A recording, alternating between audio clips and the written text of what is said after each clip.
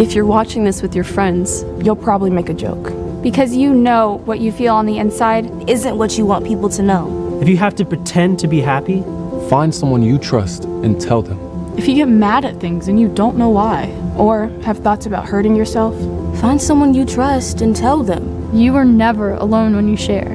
seriously, people care about you. It's okay to not understand what you're feeling. And it's easy to think that you're all alone. But you don't have to be.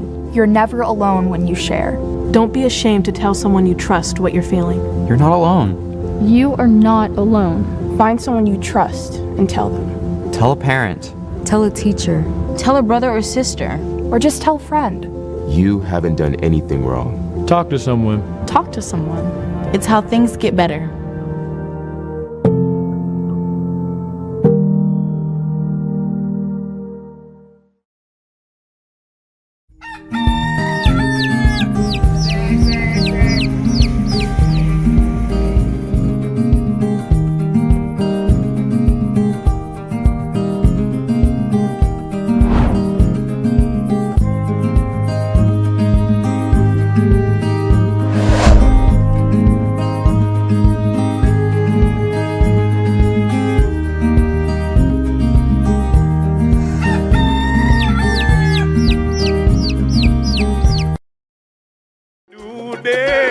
Justice is born. Well, not too long ago, the great President John Mahama went to the United Nations and spoke for my people of Jamaica and the Caribbean and the Americas. And you said, we are not looking a handout, but recognition of what took place in the transatlantic slave trade. I thank you, my president. I am a child who suffer from this. Chains on my feet, whip in the hand. And tonight I sing a song to go along with your mission of reparations. Not a handout, but to acknowledge. But we're gonna do it not just reggae style, we're gonna do it high life. A high life remix by me, Graham Smargan of Morgan Heritage. Oh, President Mahama, I thank you for saying what you said at the United Nations. Woyo, reparations, justice must come. Africa and the Caribbean as one.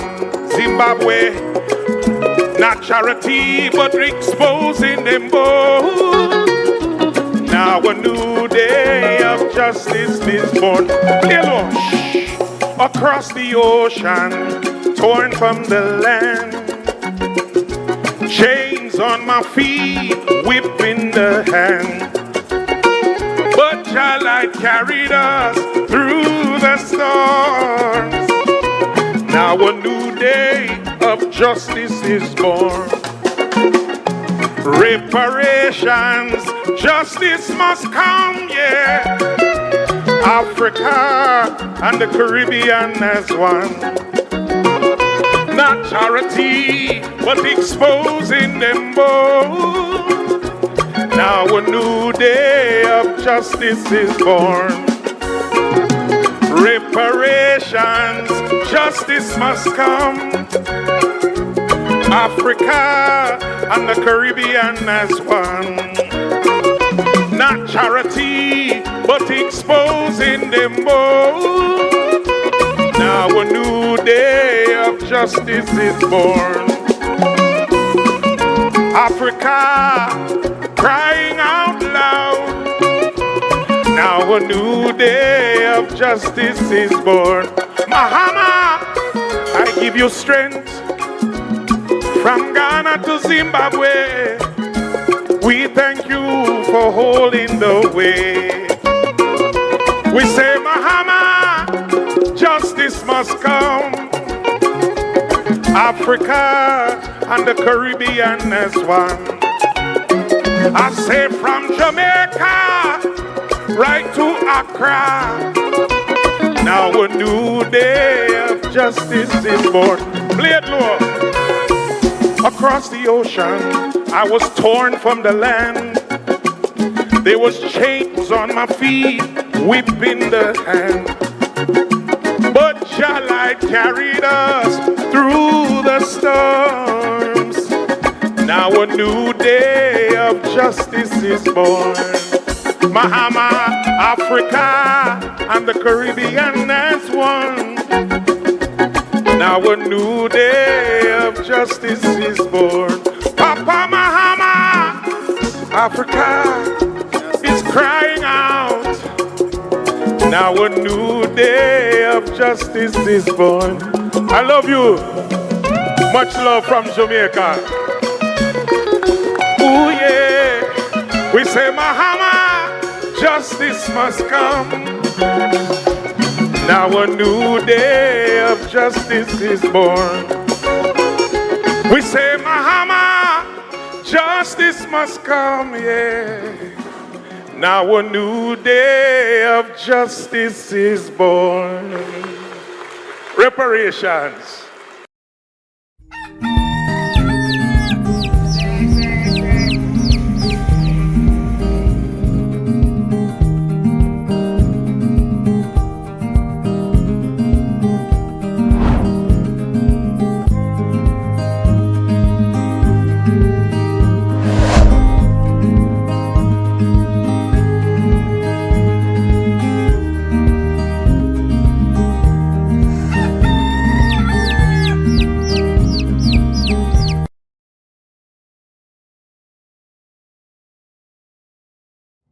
Embarrassed.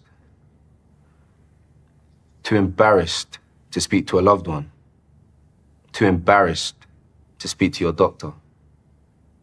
Too embarrassed. When in our lifetime, 1 in 4 black men will be diagnosed with prostate cancer. 1 in 12 black men will die from prostate cancer. Let me repeat that.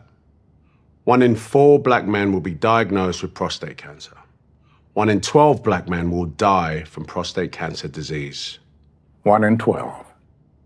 That could be your dad, even your older brother, uncle, or grandfather.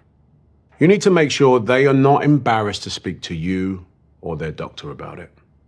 Hey, Dad, have you had your prostate checked out? See? How hard is that? It's easy. Just start the conversation. Prostate cancer is survivable if caught and treated early enough. Don't let embarrassment stop you having this important conversation. You may save someone's life. Not just your own.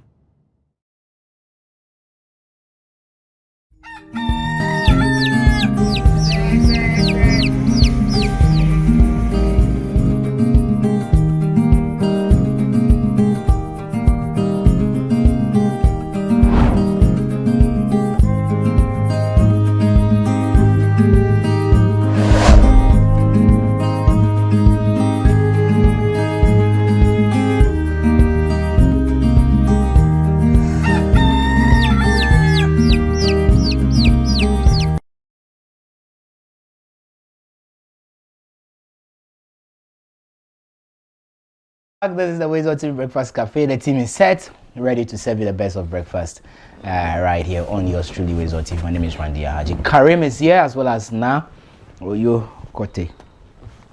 Let's say. Oh, Drumo song. Drumo song. Hey. You are looking good. Thank you. What's the name of the cloth? This one doesn't have a name. Oh, okay. Which one is the Mibawa Butchery? Mibawa Butchery. Yeah. That's Kente's sister. But you know there again, no? Is there? Sure. But is that locally made? Yes. Okay. Because I hear Chinese have taken over the well, now but you can't even decipher which is which. It's bad though. To the point that Karim, and this is why I bring you in. Karim, good morning. You are yawning. Is it hunger, sleep, or tiredness? Both of them. Charlie, it's a combination of everything.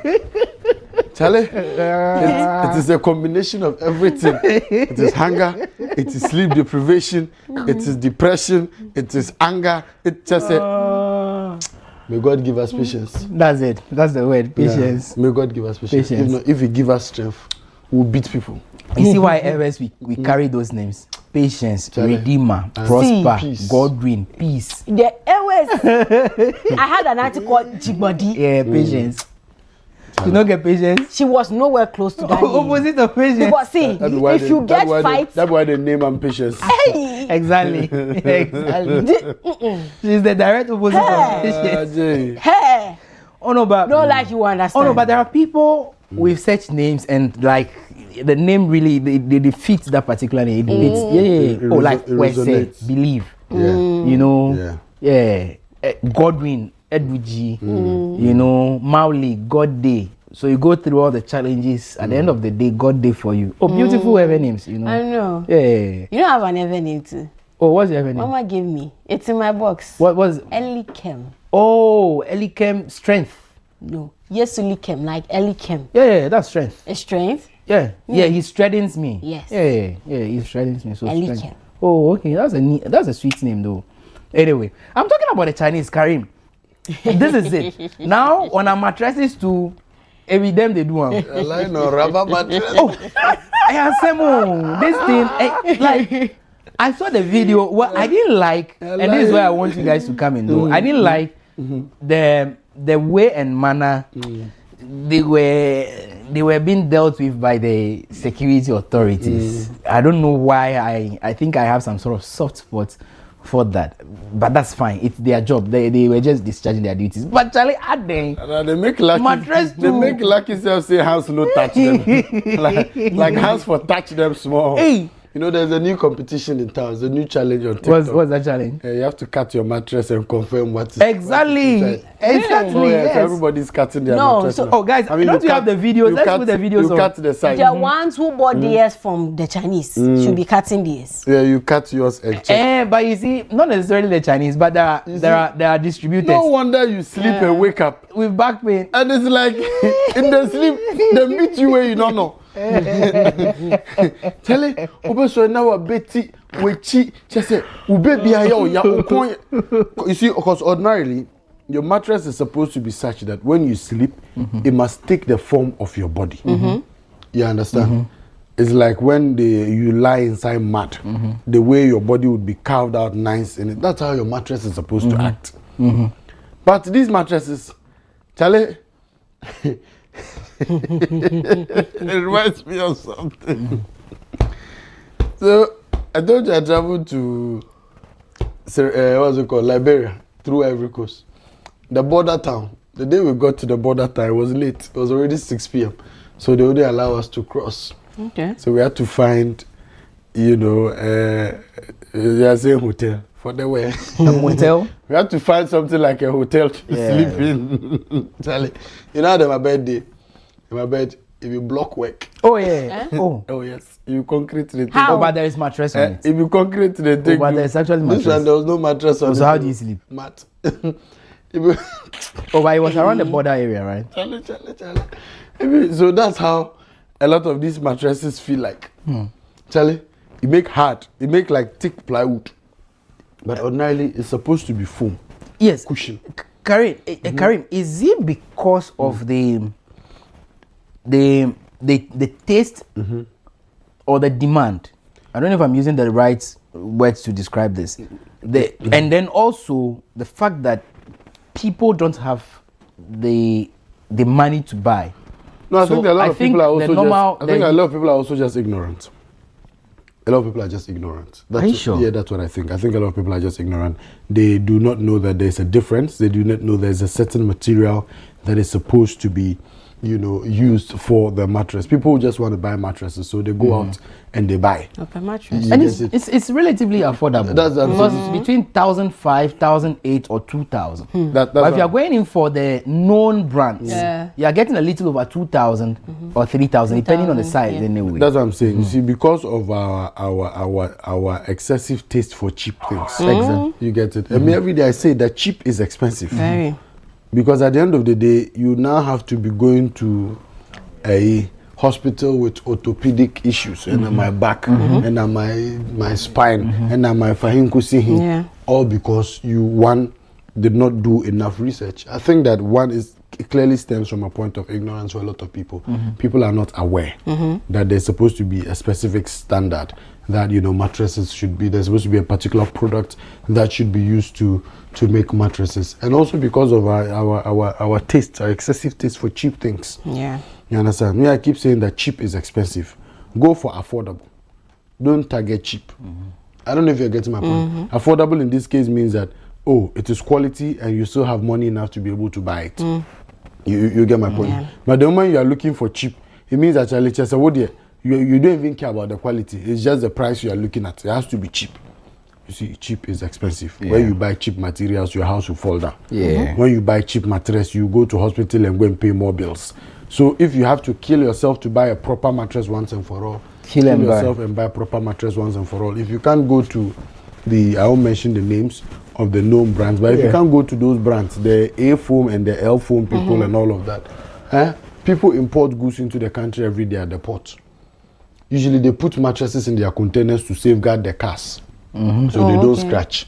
Please. The spring ones. Yes, they put. Go and buy some of those ones. Some of those mattresses are really good mattresses. Oh yeah, you understand? Go that 1,500. You have that 2,000. You get some because those people just put those mattresses. It's not something they are bringing in to come and sell. So usually at the port there, no. Okay. Charlie, those things don't even live there. People buy them at that point. Okay. So target some of those, those ones and buy. See, I keep saying we don't have standards in this country. That's the problem. Yeah. We don't have standards. Anything goes. People just get up and bring anything into the country and we buy. We fall for it hook, line, and sinker. Once it's coming from China, the name I mean cotton no buofu. Now I could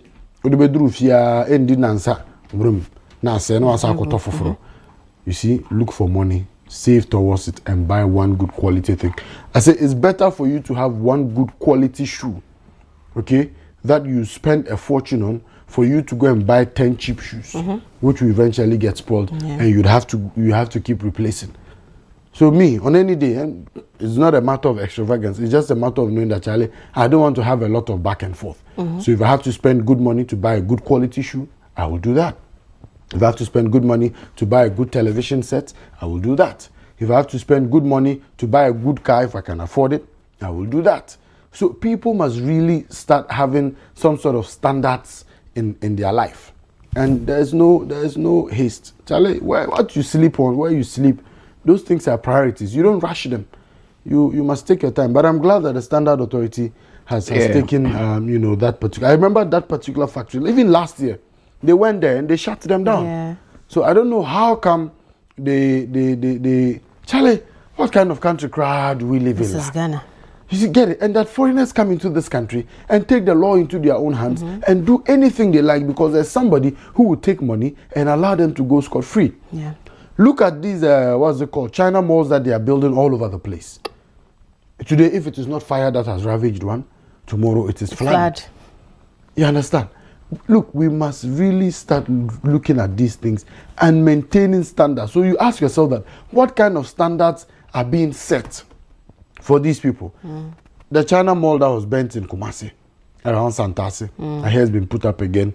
You know, they've raised it again. Recently, I hear another one too got burnt somewhere in Kofori. Do you have if I got the information right? You get it. Just 2 days ago, when it rained, the Ashama one got flooded. Yeah. Another one somewhere also in another place like that also, and we just allow them, and they're just building anywhere. They're just building anyhow. No recourse to standards at all. Charlie? But we have a standards authority. That's what I'm asking. So the people, I keep telling you, Randy, that people just sit in offices and take salary. They don't do thing. Those who end up going to the field go and take bribes in their pocket. Karim, they go and take bribes and put in their pocket and leave nonsense to continue. Are they resourced? Are they resourced? Well resourced. When you say resource, so let me say resource. Are you asking me to tell you resource? No, but context. Okay.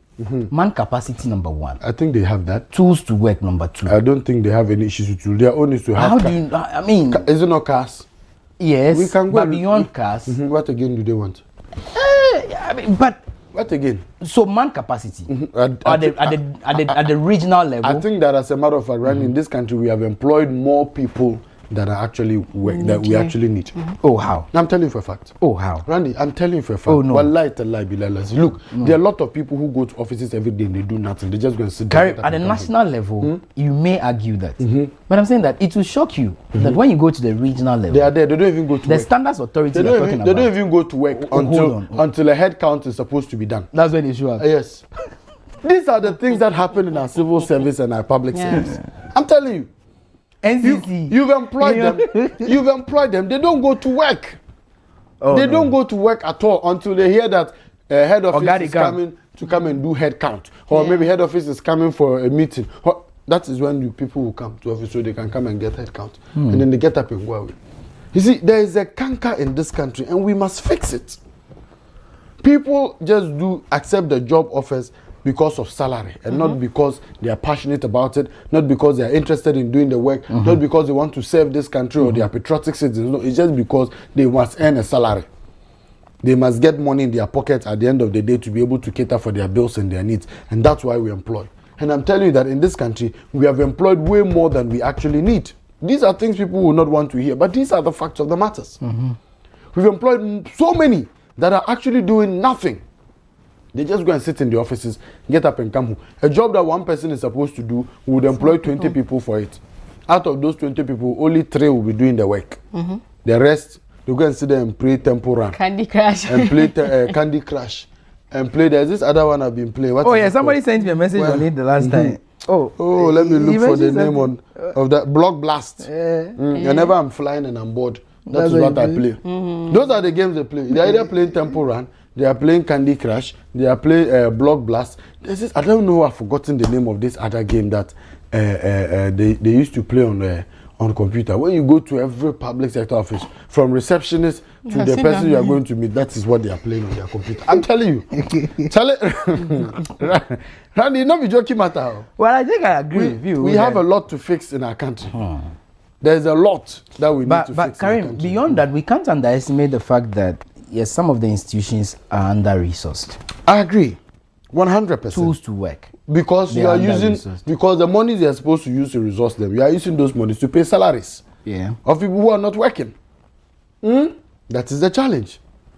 That is the challenge. That's what I'm saying, that a job that, one person or 2 people are supposed to be doing, we've employed 20, 30 people to come and do it, and they do absolutely nothing. You go to a say something advisor, something advisor. The person cannot even advise themselves. How can they advise minister? How can they advise director? I hope you're getting my point. We are just creating. Look, we are just creating and pushing people. And you see, both political parties are what do you call it? Charlie, what's the English name for it? Are complicit in this particular activity. You see, that's why yesterday, you see the conversation we had. The focus should be on we pushing people to develop skills. Develop skills for themselves that will be relevant today and be relevant for the future. So that when you have people who have relevant skills, you create an enabling environment for them to be able to thrive, even if it's on their own. Or for them to become job creators for themselves and for their peers. But if we continue creating employees, and that is clearly what we've been doing in this country, then it leaves no other option than for the government to be the sole employer. But the fact of the matter is that the government cannot employ everybody. I will not complain every day about unemployment. And every political party keeps using it as a campaign message. And because some of the people, we are so gullible that every time we fall for it, somebody comes to say, I will create employment, then zoo, everybody is moving out. You see, I keep saying that. Go back and look at the history. Have they been able to create the employment? You see, when we say create employment, doesn't mean that government will come and recruit you into government agencies for you to go and sit in offices and play Candy Crush and eat gobe or dundunkolo when it's in the afternoon and get up and go home. No. The focus should be, as young people, and we must trumpet it, that the government should create an enabling environment for us to be able to thrive. And that's why I keep saying that we must commend this government, because you pick initiatives like the National Apprenticeship Program. You pick initiatives like the Jumawura program. You pick initiatives like the Mass Locks. You pick initiatives like the 24-hour economy and accelerated growth. You get it. These are fantastic initiatives, and young people must take advantage of them. That information must get down to young people for them to know what government is doing, for them to take advantage. You talk about Nkokon Kiti. And I keep saying that across every industry in this country, Randy, there is a long value chain that as young people we can take advantage of. Even if you want to get into agribusiness, I don't necessarily have to be the one who goes to the farm to go and till the land. You understand? The agribusiness value chain is long. Maybe I can choose to be a distributor of cement, fertilizer. I can choose to be a distributor of weedicide. Or I can even choose to set up a company which sole responsibility is to go to people's farms and go and spray weedicides for them. So I buy a number of knapsack sprayers, I identify young boys within the community that I can employ. I come to your farm, I say, per every acre I'm going to spray, this is the amount of money I'm going to charge you. And we get into the farms and we start spraying. Randy, by the time you finish within the farming season, you have made money. Oh, I want to learn to be a tractor operator. Go and identify how you can learn, who will teach you how to operate a tractor. Get somebody who has a tractor, who is looking for a tractor operator, and let them employ you. And when it's the farming season, get into these communities. Pack your bag and baggage and go and live in the community and plow people's farms for them. By the time you are done, Master, it will be small money you walk away with. People must start thinking that your excessive reliance on government, everyday government, tomorrow next government, MPP tomorrow, you hear them, they'll start say using unemployment as their trump card to campaign. Then we'll gallibly go and fall for them. Then when they come zero, what was their standard? Their standard was NAPCO. When we talk about employment, their standard for creating employment was NAPCO. NAPCO collapsed even before they left power. You get it? So young people must really start reading between the lines and taking advantage. And like we said yesterday, parents must be the key stakeholders. Start talking to your kids. That Charlie, no be everybody for go sit office. Go and learn hairdressing. Yeah. Go and learn masonry. Go and learn carpentry. Go and learn plasterboard. Go and learn POP. Go and learn electricals. Go and learn how to fix a satellite or how to fix internet. Look, the things that you think are not necessary, those are the things that put monies in people's pocket. Today, when an electrician comes to your house to come and fix small problem, 1 million. Or they call. Imagine that in a day he's able to fix small problems for 5 people. Look at, in fact, the people who even make more, look at people who service our air conditions. Yeah. Now they charge not less than 300 cedis to service 1 air condition. So if the person is able to service 5 air conditions in a day, Randy, and what do they need? They don't use anything. It's just water.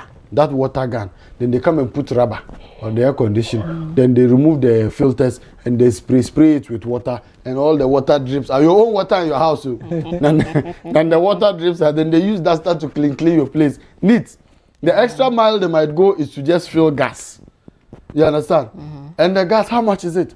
But by the time he's done, if he's not made let's say out of the 300 cedis, he's used about 100 cedis.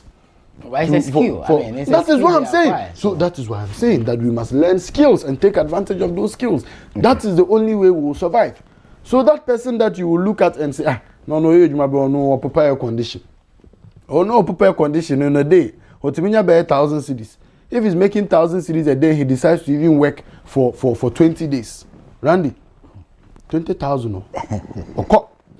You get it? How many people, how many monthly salaries? You understand? In this country, how many people earn 20,000 a month, sitting in our offices? But one more they will find other ways to earn those things. We must do better. Honestly, that is what I think, that we must do better. The reason why we're having all of these challenges we are talking about is because there's no proper supervision.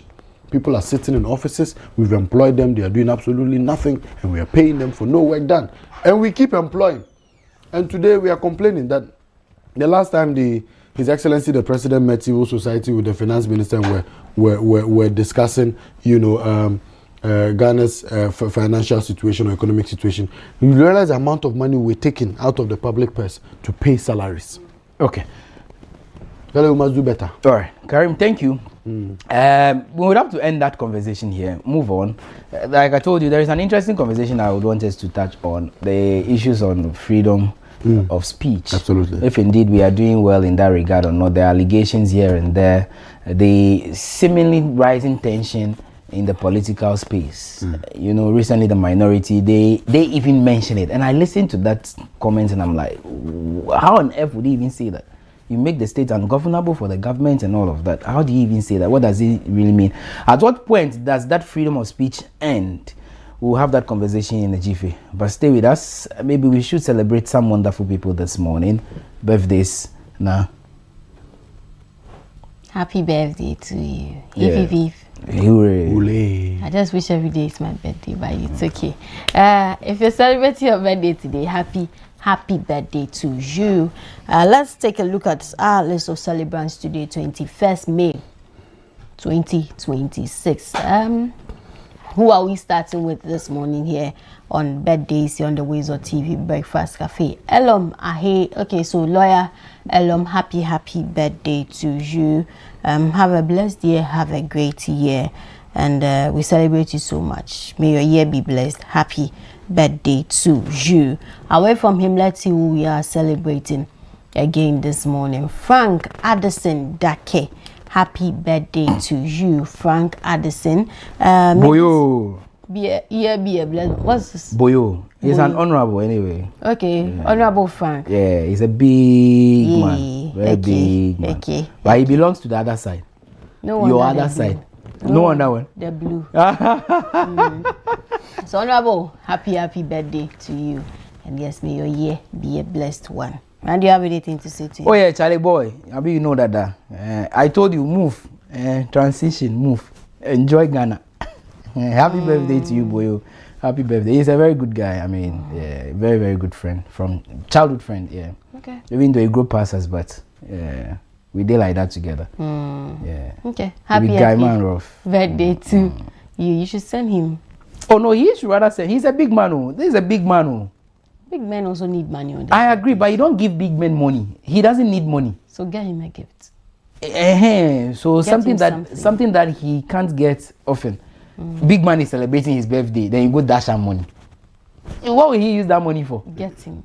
Big man is celebrating birthday, you go dash him Benz. What he go use for? Big man is celebrating his birthday, and now you go carry money, go give big man as gift. Why not? Oh, come on now.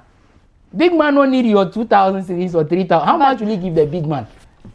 How much? Still, the big man will take the money and share among you guys. Oh, Mundi way coffee, taxi, coffee. Well, give the big man something else. You can even give him a Bible or a Quran. Yeah, or so whatever he believes in. Give him whatever he believes in. Okay. Yeah, if it is whatever, you give him what you. Yeah. Other than the money there, the big man getting money already. Okay, big man Frank, please. Yeah. Randy will give you a gift. So don't contribute. Thank you very much. Let's move away from him and see who we are celebrating this morning. Joseph Adongo, happy birthday to you. Is it the one I know? I don't know. I don't. Okay, happy birthday to you, sir. May your year be blessed. May it be a beautiful year. Yes, have an amazing year. Happy birthday to you. Away from him, let's see who we are celebrating again this morning. Nicholas Achoribo, happy birthday to you. Have a blessed year, have a great year, have an amazing year, Nico. This is coming from a lawyer Olivia to you. She says, may this new age bring unlimited testimonies your way and elevate you to levels beyond your wildest imagination. May God continue to cause his face to shine upon you and grant you long life, good health, soundness of mind, and wealth in abundance. May your testimony be so loud that your enemies cannot resist but to join in your celebration. May your day be as special as your personality and bring good tidings. Enjoy this day to the fullest, knowing very well that you are deeply loved and appreciated. Much love to you. So, Nicholson, that is it from Olivia to you. Happy birthday. Away from him, who do we have next for birthdays? Okay, so Pastor Asante Edu Buahene. Happy birthday to you, Pastor Asante Edu Buahene. This is coming from Madam Christabel to you. She says that your unwavering dedication and powerful sermons uplift us every single day. Thank you for your selfless service, your prayers, and for being such an inspiring spiritual father and leader. Wishing you a day filled with joy and a year full of miraculous blessings. We love you. Happy birthday. So Pastor Asante Edubuahini, this is coming from Madame Christabel to you. So yeah, happy birthday to you. Away from him, do we still have some more celebrants this morning?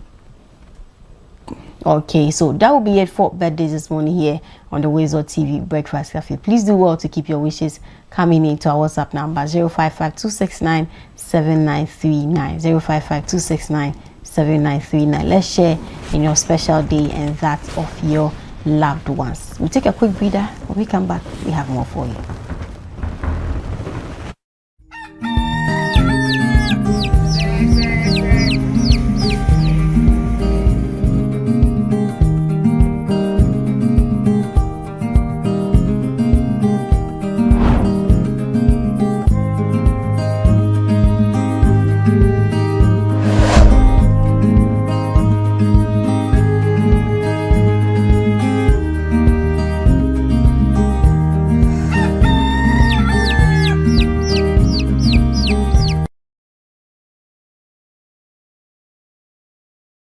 Gentlemen, I've got some bad news and some good news.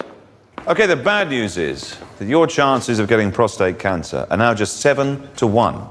In fact, prostate cancer is killing one man every single hour of the day in this country. Imagine that, one every hour of the day. But the good news is we're forming a team to stop that clock. Men United. It's time men united together to fight prostate cancer, the way women have united against breast cancer. We need to get together and find a cure, as well as better ways to care for the 250,000 prostate cancer sufferers out there. Please, get on side and join us in the fight. Men United versus prostate cancer. We can win this.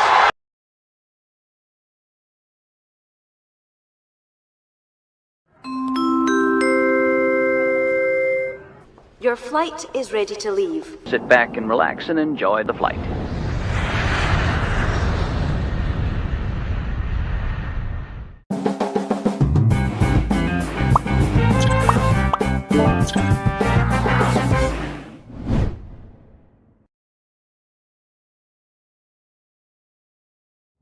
Embarrassed.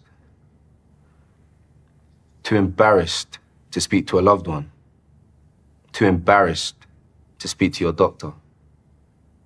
Too embarrassed. When in our lifetime, 1 in 4 black men will be diagnosed with prostate cancer. 1 in 12 black men will die from prostate cancer. Let me repeat that. 1 in 4 black men will be diagnosed with prostate cancer. 1 in 12 black men will die from prostate cancer disease. 1 in 12. That could be your dad, even your older brother, uncle, or grandfather. You need to make sure they are not embarrassed to speak to you or their doctor about it. Hey, Dad, have you had your prostate checked out? See? How hard is that? It's easy. Just start the conversation. Prostate cancer is survivable if caught and treated early enough. Don't let embarrassment stop you having this important conversation. You may save someone's life. Not just your own.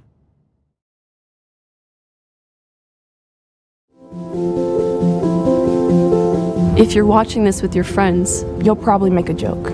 Because you know what you feel on the inside Isn't what you want people to know. If you have to pretend to be happy, Find someone you trust and tell them. If you get mad at things and you don't know why, or have thoughts about hurting yourself, Find someone you trust and tell them. you are never alone when you share. seriously, people care about you. It's okay to not understand what you're feeling. And it's easy to think that you're all alone. But you don't have to be. You're never alone when you share. Don't be ashamed to tell someone you trust what you're feeling. You're not alone. You are not alone. Find someone you trust and tell them. Tell a parent. Tell a teacher. Tell a brother or sister. Or just tell a friend. You haven't done anything wrong. Talk to someone. Talk to someone. It's how things get better.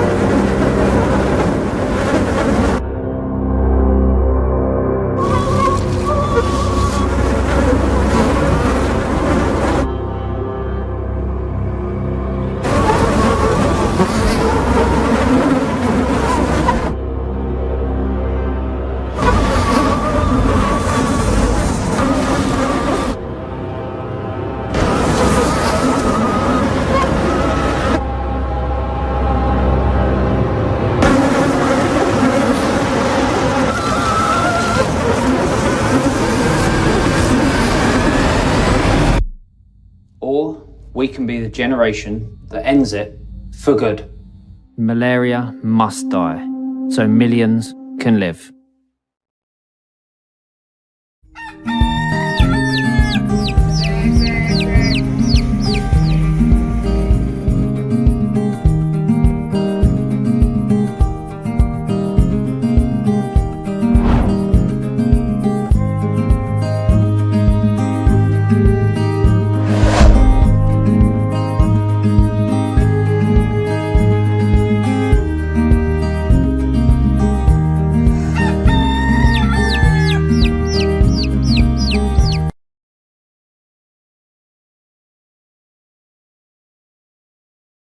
Still stay with us right here on WoezorTV. Let's head to the dashboard and take a look at what the papers are reporting this morning. We start off with the front page of the Daily Graphic, and the big one here says suspend hostel fee hikes now.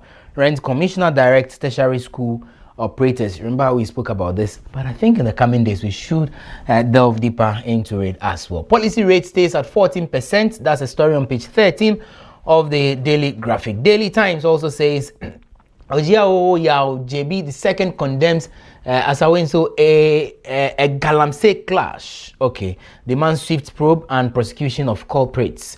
And then the National Enquirer says Julius Debra reaffirms Ghana's strategic commitment to energy transition. PBC secures 30 million Ghana cedis facility to clear cocoa farmers' debt, restore operational stability. The Chronicle, policy rate at 14%, Middle East crisis is the elephant in the room. That's according to the Bank of Ghana boss. Big one, defilement law catches GHS school administrator remanded for allegedly having sex with 14-year-old GHS graduate. The Ghanaian Times, clamp down on rent disputes begins as rent control department introduces new policy, and also grants clemency to death row inmates. Amnesty International appeals to President Mahama. Daily Guide, we are gearing to govern Baumia to MPs. I won't push for MPs removal. It's a story on page 6. You can grab a copy and read the details. A conversation we'll be having later this morning on issues on freedom of speech. Here, High Court determines Abronya bail today. Let's move on to the Daily Democrat. Policy rate still at 14%. This was decided yesterday or mentioned yesterday at the MPC. The Dispatch, Ghana exits IMF after 17th bailout, but will it go for an 18th bailout? It's a question the paper is asking. 1 year of working for President Mahama. Stories on page 2 and 8. The BNFT also says Bank of Ghana tightens liquidity rules, holds policy rate at 14%. Financial sector assets rise at 23% as stability risk ease. A story on page 2 of the BNFT newspaper. What else do we have? Your women and leadership, silent struggles, the psychological burden many divorced women in Ghana face alone. The weekend is here. Showbiz, red carpet is serious business. Nana Ikuya Ado tells. Okay, marketing can't be last resort. Bozoma to creatives. There's a story on the back page of the paper, but the big one on the front page of the Showbiz says film fund, not your ATM. Ivan Kwashiga to filmmakers. That's it with the WoezorTV newspaper review segment. Now is on standby to provide the details of the stories. Thank you so much, Randy Ahaji. Time now for the WoezorTV report. Let's take a look at the headlines.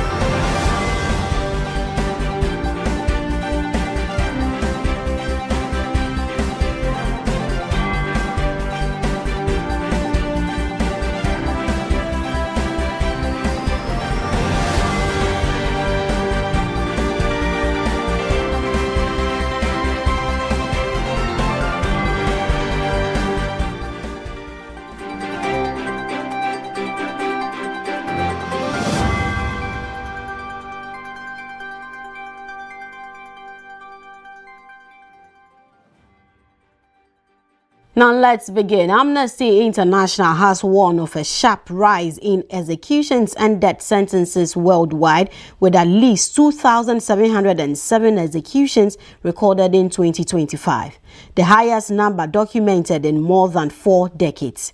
Launching its latest death penalty and executions report in Accra, the organization urged Ghana to take decisive steps towards fully abolishing capital punishment and commuting the sentences of inmates currently on death row.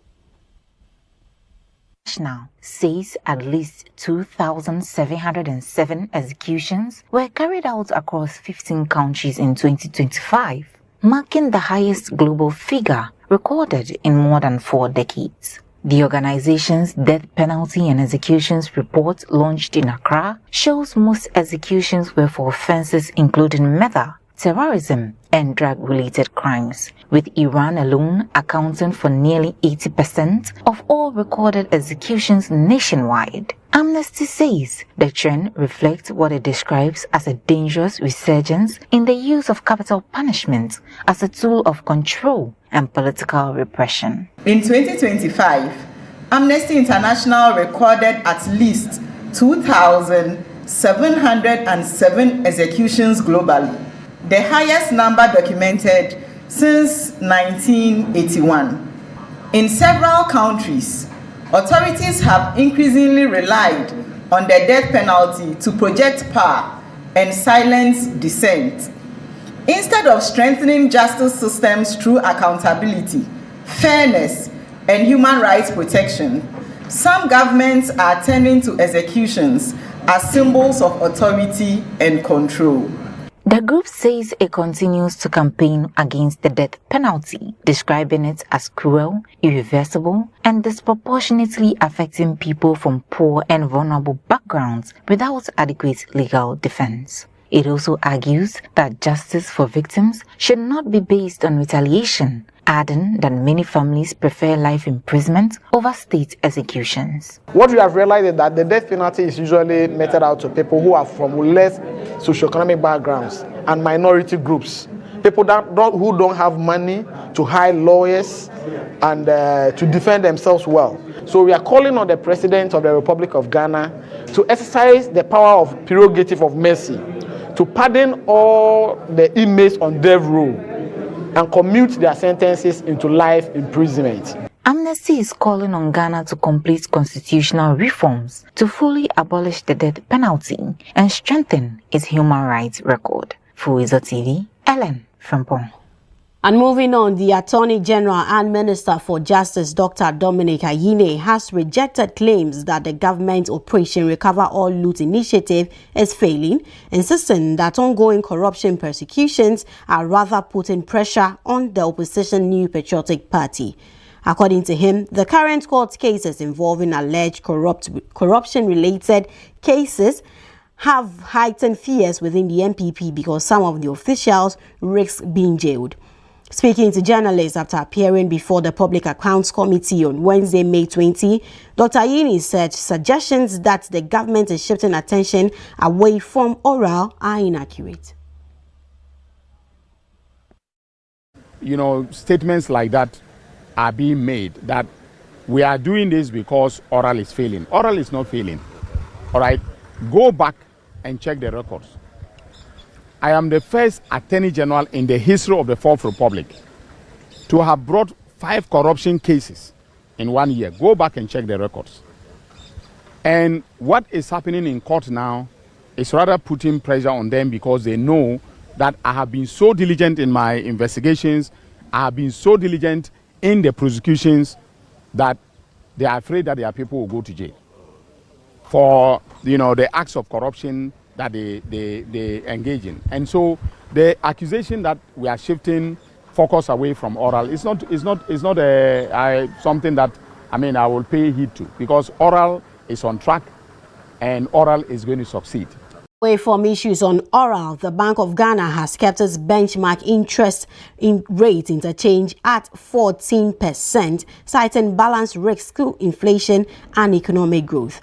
The decision was announced at the end of the 130th Monetary Policy Committee meeting, where the central bank also introduced a new measure requiring commercial banks to hold a uniform 20% cash reserve ratio in domestic currency beginning June 4.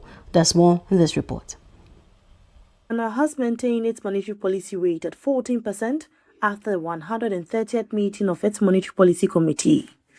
The decision comes as inflation rose marginally to 3.4% in April from 3.2% in March, the first increase since December 2024. Despite this, the central bank says underlying inflationary pressures continue to ease, while Ghana's economy remains on a strong recovery path. Governor Dr. Johnson Panditisiama says the committee assessed risk to inflation and growth as broadly balanced. The quarterly adjustment mechanism for utility tariffs could exert upward pressure on non-food inflation in the coming months. But however, relative exchange rate stability, increasing reserve buffers, and continued fiscal discipline are expected to help moderate these upside risks. Based on the above considerations, the committee assessed risks in the outlook to inflation and growth as broadly balanced and decided to maintain the monetary policy rate at 14.0%. The committee will continue to monitor incoming data, in particular relating to potential spillover of the geopolitical tensions to the domestic economy, and take appropriate policy actions when necessary. The committee also announced a new liquidity measure requiring banks to maintain a uniform cash reserve ratio of 20% in domestic currency effective June 4, 2026. The committee decided to amend the dynamic cash reserve ratio to a uniform ratio of 20%, maintained in the domestic currency effective June 4, 2026. The central bank says it will continue to monitor global development, particularly the impact of geopolitical tensions in the Middle East, and take appropriate action if necessary. The next MPC meeting is scheduled for July 20 to 22, 2026, with a policy decision to be announced on July 22. Reporting for WoezorTV, Belinda Anankwanta. Now moving on, Transport Minister Joseph Bukari Nikpe has assured that the 100 newly procured buses by government will soon be deployed to improve public transportation, particularly during peak hours. He explained that the delay in putting the buses into operation is due to ongoing administrative and technical processes, including driver training, vehicle registrations, inspections, and servicing. Speaking to journalists on Wednesday, May 20, Mr. Nikpe said the necessary procedures are being completed to ensure the buses are safely and properly integrated into the transport system. Have a number of buses to 100 and you bring them into the system. They have to be registered. They have to go through all the inspections. You have to train drivers, and you have to now deploy the drivers and do a kind of proper servicing on all the buses so that they'll be able to serve the people. I understand the Ghanaian people. I want to make an appeal that we are almost at the end of rolling those buses out, because everyone will have to be given the number plate, every driver will have to be trained, and they are currently under training and will soon pass out either this week or early next week. And we are certain that when all is finished, those buses will be released into the system. They came in and they are going through the processes of registration, and they are almost done. Very soon Ghanaians will see those buses being operational. Maybe the drivers will pass out by this weekend or so, and by next week. Time now for some international news.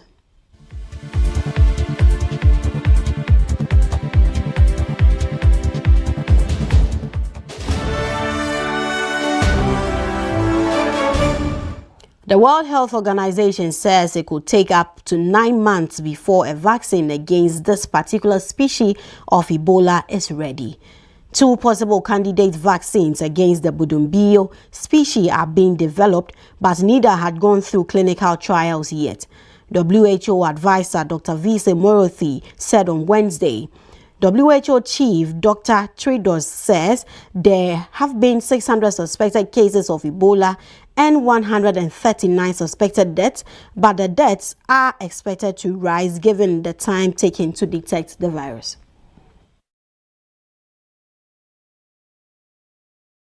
Now this brings us to the end of the WoezorTV report. Many thanks for staying with us. I am Karen Now Yukoti.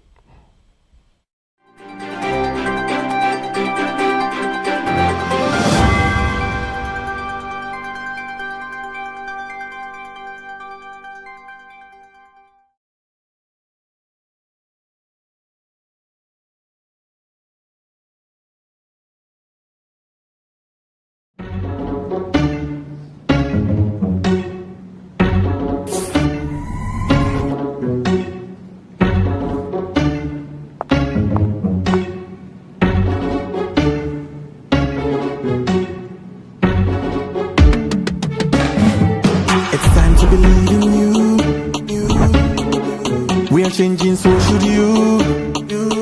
If you're dreaming, don't be afraid. And in the valleys, keep your head up high. Dare to dream with Puma drinks. Puma, Puma. Yeah, believe it, you can achieve. Puma, Puma. Oh yeah, clap your hands for the whole new vibe. Make we set the blaze. Oh yeah, come alive. Puma, Puma. Let me hear you. Puma.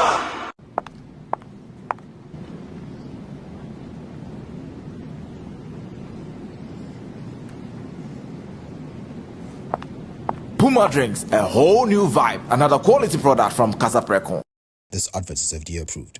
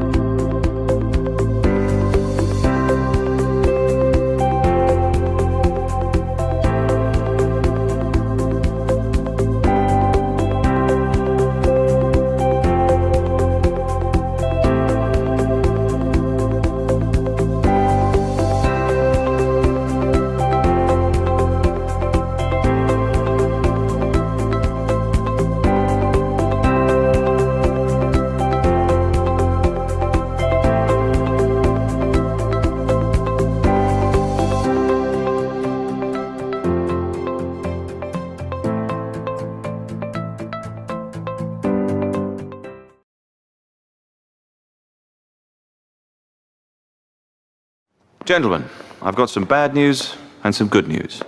Okay, the bad news is that your chances of getting prostate cancer are now just 7 to 1. In fact, prostate cancer is killing one man every single hour of the day in this country. Imagine that, one every hour of the day. But the good news is, we're forming a team to stop that clock. Men United. It's time men united together to fight prostate cancer, the way women have united against breast cancer. We need to get together and find a cure, as well as better ways to care for the 250,000 prostate cancer sufferers out there. Please, get on side and join us in the fight. Men United versus prostate cancer. We can win this.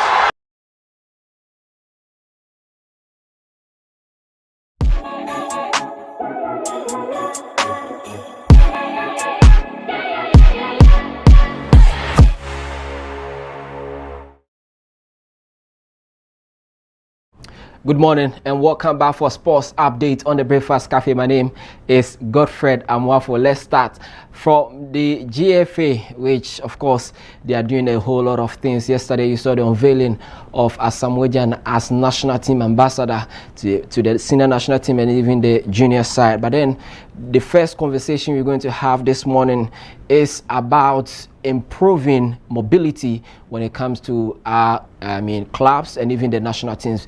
GFA yesterday signed an agreement with Metro Mass Transit Limited to provide some 54-seater buses to support the clubs when it comes to competitions, whether the league or other competitions. And so they are trying to help improve mobility when it comes to our clubs moving from one place to the other, and also the national teams, the junior side.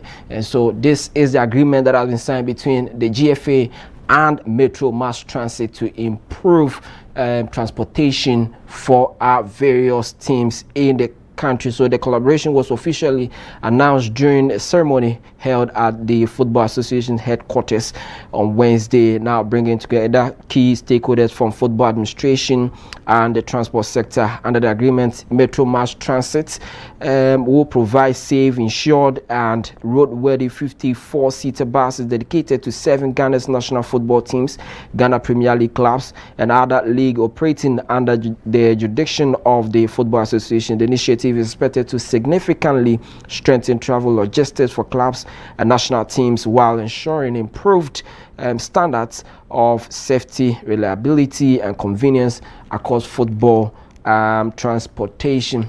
It's a good move, of course, because we've been complaining about mobility for the teams. Sometimes you look at the buses some of these clubs occupying is something worrying, and so we pray that we get befitting buses from Metro Mass for our clubs. In fact, this will go a long way in helping our league and even the national teams. Now, let's talk about, like I made mention, that Asamoah Gyan yesterday was unveiled as the ambassador to the national team. That has been achieved. And so, of course, a lot of people have been saying that normally you don't even celebrate our heroes, but then this time around, the GFA want to ensure that our heroes are well celebrated and even integrated in the build-up of our national team. So Asamoah Gyan is now on board. So wherever you see him, don't forget that he's an ambassador to our national teams and football in this country. You know that he's been traveling around the country and meeting big people, and so from now on, what his conversations will be about promoting our football in this country. So that is the update coming from the GFA with regards to the buses that they're bringing on board, signing the agreement between themselves and the Metro Mass Transit Limited.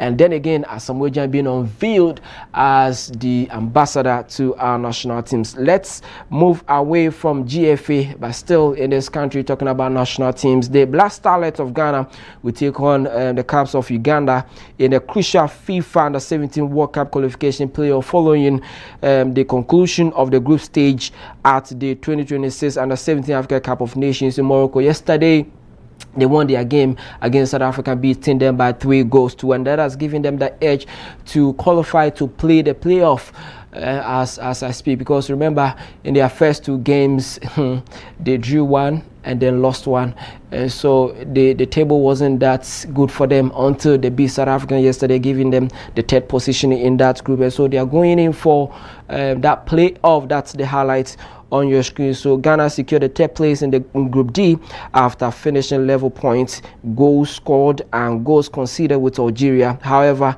the North Africans advanced as group runners-up after winning the drawing of lots, leaving the Black Starlets to battle for one of Africa's remaining World Cup slot through the playoff route. Now, Uganda, meanwhile, also finished 3rd in Group B and will now face Ghana in a decisive encounter scheduled for Saturday. FIFA allocated 10 slots to Africa for FIFA Under-17 World Cup to be staged in Qatar later this year. The 8 teams that progressed to the quarterfinals of the Under-17 AFCON automatically secured qualification to the global tournament. The remaining 2 slots will now be decided through playoff matches involving the 4 third-place teams from the group stage. As part of the playoff structure, Ghana will face Uganda, of course, while the other third-place teams battle for the final qualification places. So that is the updates coming from the Starlets. Let's pray for them. What they need now is the confidence against Uganda. It shouldn't be a big deal for Ghana, and so we pray that they get that confidence to take them on, because it's about World Cup qualification we're talking about. Now let's talk about Ampem Dakwa, because the reigning champions have officially been confirmed that Ghana's representatives for the 2026 CAF Women's Champions League WAFU B qualifiers. Now the competition is scheduled to take place in Burkina Faso from August 23 to September 5, 2026. The Nanamba side earned the opportunity with an impressive domestic campaign after defeating Azakis Ladies in the grand finale of the Malta Guinness Women's Premier League. Ampem Dakwa Ladies have built a reputation as one of Ghana's most competitive women's club in recent years, having previously won the Malta Guinness Women's Premier League and represented the country at the same level on the continent. And so congratulations to them. Of course, we expect more from them, building on the successes that we know them of the previous ones. Now let's move straight to Europe, where yesterday Aston Villa also joined Arsenal. Remember, last 2 days Arsenal did that record, winning the Premier League in 22 years. Aston Villa yesterday also won the Europa League and bringing the European title, won in the last 44 years. So the last time they won an European title, it's about 44 years now. And so they actually broke that gene, and Unai Emery winning his 5th European title, which is the Europa League. So yesterday Aston Villa beat Freiburg by 3-0 to win the Europa League. Here's the highlights of that game.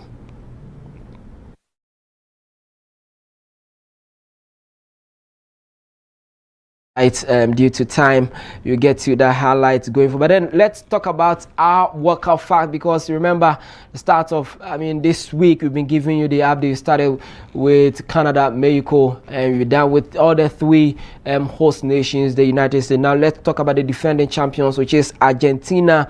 Now Argentina has won the World Cup 3 times.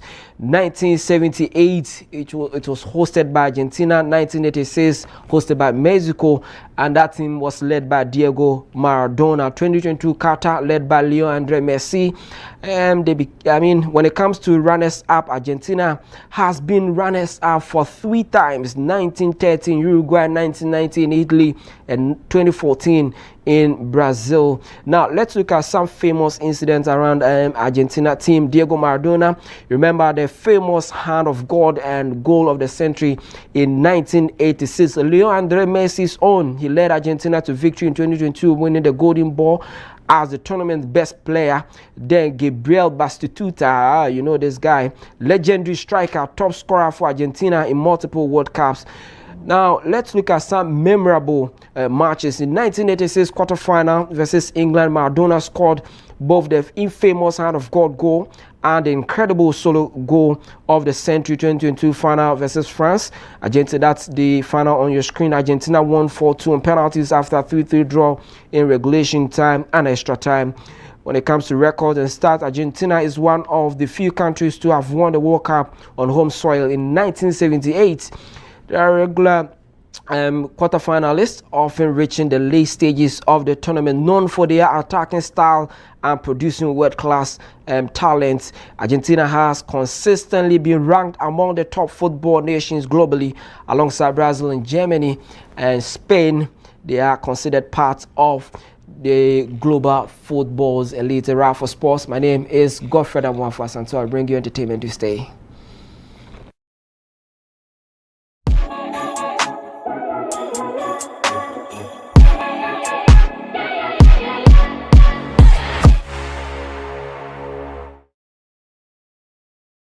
Okay, next one. Sit down. Look to camera. This is what it looks like to be exceptional, to stand out from the crowd, to make history. But what if women didn't have to be exceptional? What if they didn't have to be the first, the best, or the only woman? What if being a female engineer wasn't remarkable? What if women and men could compete as equals?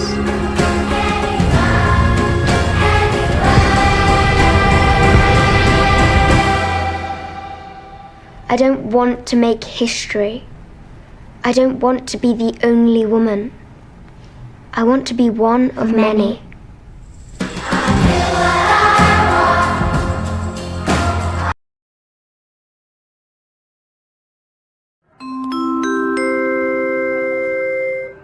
Your flight is ready to leave. Sit back and relax and enjoy the flight.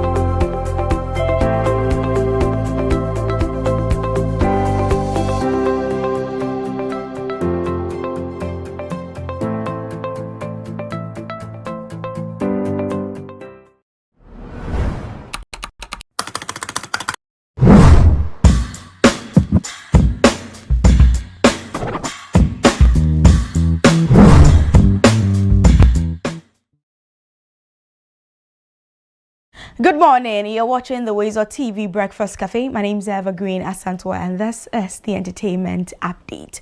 Now, this morning in entertainment news, Abeku Santana is still talking tourism and making sure to sell Ghana as a destination. Now, he is saying that Ghana is a major tourist site as a country and more. And also, there's been some good news. Today is Thursday, and tomorrow, yes, 22nd of May 2025, we get to experience and listen to a song titled Give Up and See, which is Kimpaluta featuring Sarkodie. Yes, you heard me right. And we have some amazing African talent or artists who have also been nominated for the BET Award. So there's and more coming your way shortly, but let's start off with that of the CEO or Deputy CEO for the Ghana Tourism Authority, which is Abeku Santana. Now, he says that Ghana has established itself as Africa's leading destination for December tourism, driven by music, fashion, festivals, and lifestyle experiences.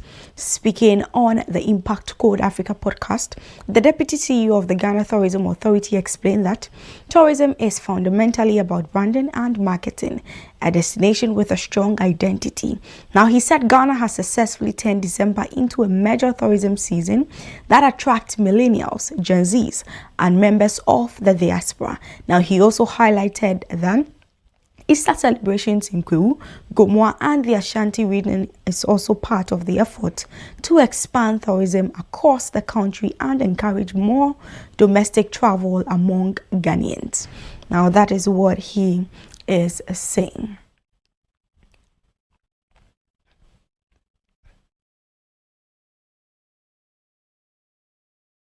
Now, away from that, as I was saying too, Kimpaluta has announced his first release of the year 2026, and it is titled Give Up and See. So are you going to give up? Definitely not. And this features the landlord himself, which is Ghanaian rapper Sarkodie. Now, the collaboration is expected to be released on Friday, May 22nd, 2026, and has already generated excitement among fans online. Now, the upcoming style is anticipated to combine Kimpaluta's signature and unique rap style and singing with Sarkodie's signature lyrical delivery, marking another significant milestone in Kimpaluta's career. Now, that is also it, and they gave us a thriller. Okay, you know, Kimpaluta definitely has to give you that steez so that you can anticipate well what is about to happen.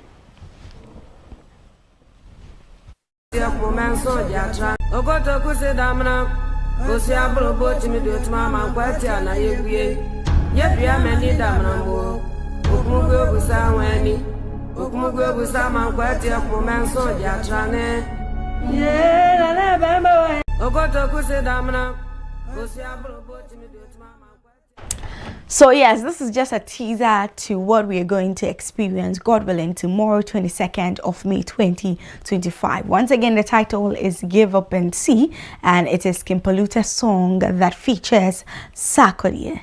Yeah.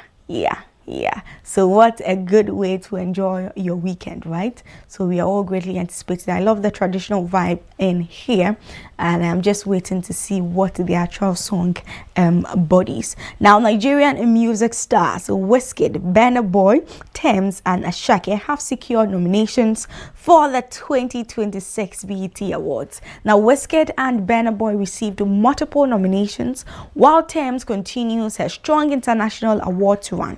Ashake also earned recognition in the Best International Act category alongside Tyler and Diamond Platinums.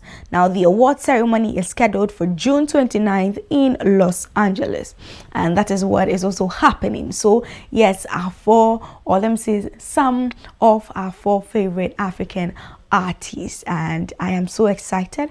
I can't wait to see how it is going to turn out. We are wishing them well and greatly anticipating. For those of you who can vote, just make sure that you're doing that so that they can secure these awards. It would be exciting to see them win. So also mark your calendars and know that on June 29th in Los Angeles, the BET Awards is gonna happen. Now, my last story this morning, Jenna also has described Ghana's music industry as a false system.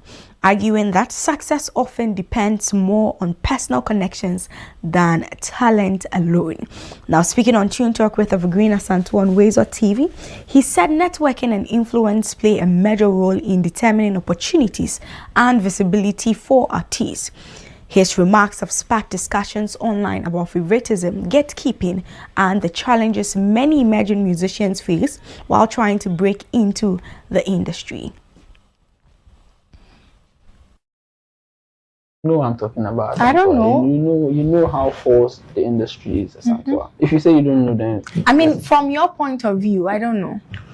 But the general point of view is a forced system. You understand me? Yeah, it's who you know, who knows you. At the end of the day, that's how it works. That's why I say it's a false system. Right. If you don't know anybody, the system is not working. Right? It's only those who know people. So it's a false system. So with how the industry is, it's fake. So that's what I'm saying. But it's for another day. Yeah. What do you mean by that? But you know what I'm talking about. I don't know. You know how forced the industry is. If you say you don't know, then I mean, from your point of view, I don't know. But the general point of view is a false system. You understand me? Yeah, it's who you know, who knows you. At the end of the day, that's how it works. That's why I say it's a false system. Right. If you don't know anybody, the system is not working. Right? It's only those who know people. So it's a false system. So with how the industry is, it's fake. So that's what I'm saying. But it's for another day. So that was a conversation between myself and a fast Ghanaian, rising Ghanaian musician, which is Jonah. Now, he is an Afrofusion artist, a talented one as a matter of fact. And on that note, Tune Talk repeats Saturday at exactly 4:00 p.m. here on WoezorTV. So you take note of that. We streamed live on our social media platforms, our Facebook and on our YouTube. YouTube is WoezorTV official, and our Facebook and other platforms are WoezorTV. So you can visit there anytime, any day, and then you can catch up on this feedback. I am Evergreen Asante. I thank you so much for joining me. Have a good morning. Enjoy the rest of our shows.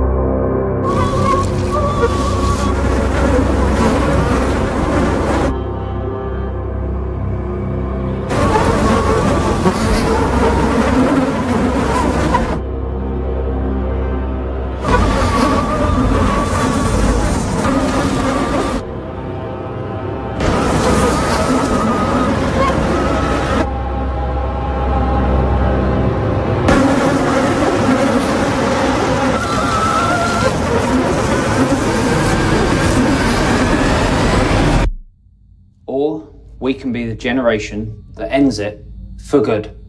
Malaria must die, so millions can live.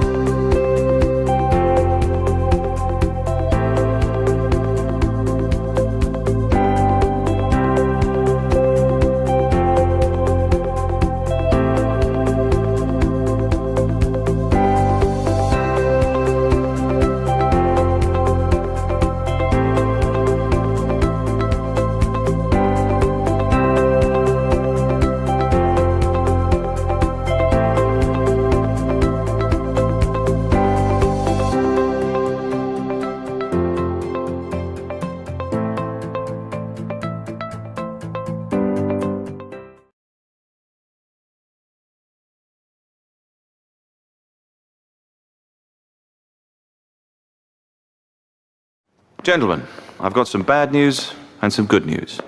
Okay, the bad news is that your chances of getting prostate cancer are now just 7 to 1. In fact, prostate cancer is killing one man every single hour of the day in this country. Imagine that, one every hour of the day. But the good news is, we're forming a team to stop that clock. Men United. It's time men united together to fight prostate cancer, the way women have united against breast cancer. We need to get together and find a cure, as well as better ways to care for the 250,000 prostate cancer sufferers out there. Please, get on side and join us in the fight. Men United versus prostate cancer. We can win this.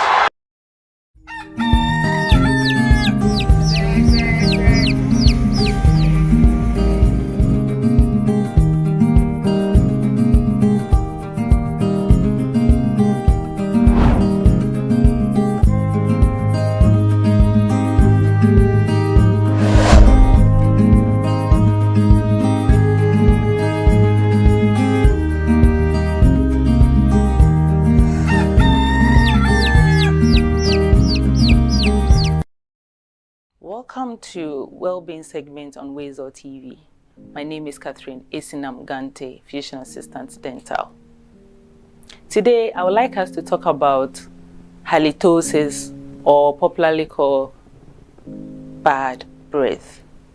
When we talk about bad breath, there are factors that lead to bad breath. And bad breath simply means unpleasant odor or smell that comes out of the mouth. There are about 4 categories of causes of bad breath, and I'm going to break it down. The first category includes spicy food. That means when you eat spicy foods, such as garlic, star anise, ginger, and so on, can cause bad breath. The second category is local factor. When I talk about local factor, it means things that are found or tissues that are found in the mouth. This includes the teeth, the gum, and other tissues. When you have a hole in your tooth and it's left untreated, this cavity or hole then accumulates food debris, which gets rotten and then gives out bad breath. The second thing is when you brush your teeth and your gum bleeds and you neglect for a while, it also progresses and gives bad breath. The third thing is that when you wear artificial teeth, such as removable denture, and it is not cleaned properly or you don't clean it at all, can also lead to bad breath. Age is also a factor of bad breath, or someone who salivates less or does not salivate at all, who has dry mouth, can also lead to bad breath. The third category I will mention is systemic conditions. Systemic conditions are conditions either than of other parts of the body other than the mouth. Let's say you have diabetes, you have pneumonia, stomach ulcer, lung infections. All these can lead to bad breath. And the last I'll mention is psychological. Psychological because no other person perceives the smell other than just the client or the one perceiving it.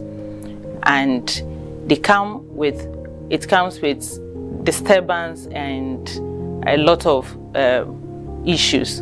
They also perceive bad breath that way. How do we manage this? In management, when you eat anything that is spicy, then you need to use sugar-free gums or even mouth spray to freshen up your breath before getting close to people. And if it's a local factor, see your dentist for treatment of the underlying condition, such as scaling and polishing, filling of your teeth, and also an advice on how to keep your dry mouth. When it's systemic conditions are managed by the physician in the other department. Your diabetes is managed, your stomach ulcer is managed, your lung infections is managed by the physician, and you are good to go. And if it's psychological, you need to see a psychologist for counseling. Above all this, I always advise that everybody needs to see the dentist once at least and twice at most in a year to prevent all this. I hope you have learned something new. Thank you.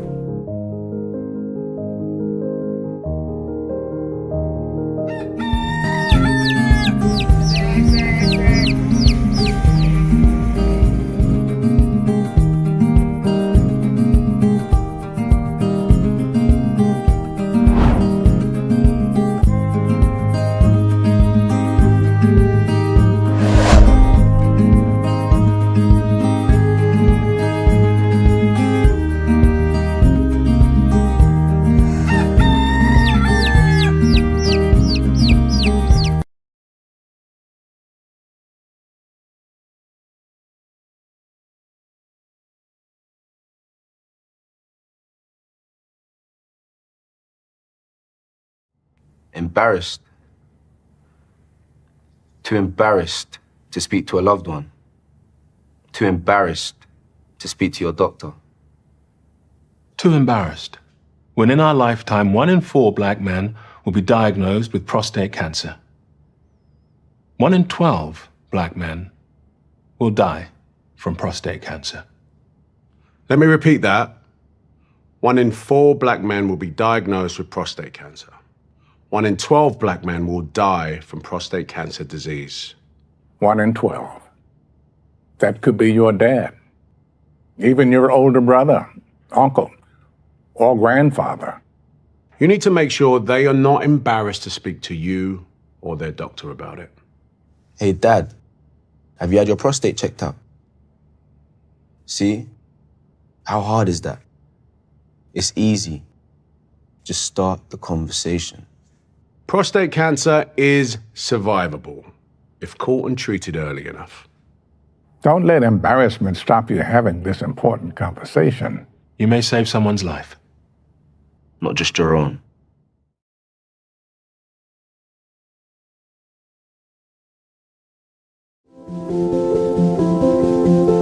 If you're watching this with your friends, you'll probably make a joke. Because you know what you feel on the inside isn't what you want people to know. If you have to pretend to be happy, find someone you trust and tell them. if you get mad at things and you don't know why, or have thoughts about hurting yourself, find someone you trust and tell them. You are never alone when you share. Seriously, people care about you. It's okay to not understand what you're feeling. And it's easy to think that you're all alone. But you don't have to be. You're never alone when you share. Don't be ashamed to tell someone you trust what you're feeling. You're not alone. You are not alone. Find someone you trust and tell them. Tell a parent. Tell a teacher. Tell a brother or sister. Or just tell a friend. You haven't done anything wrong. Talk to someone. Talk to someone. It's how things get better.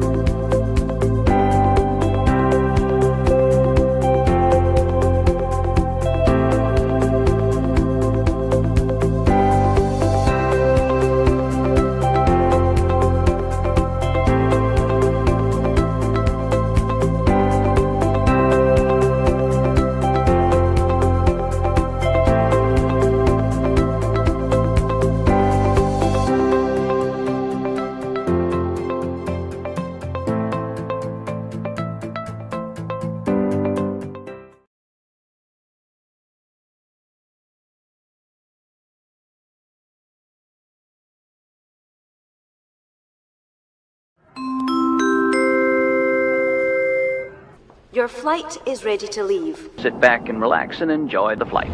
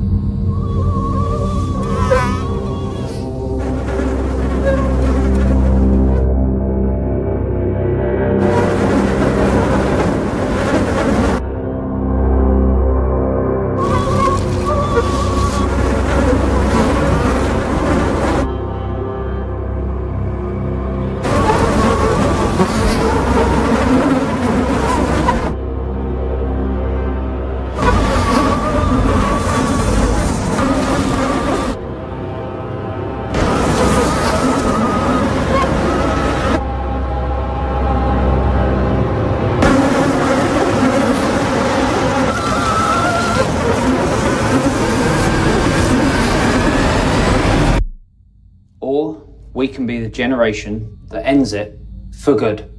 Malaria must die, so millions can live.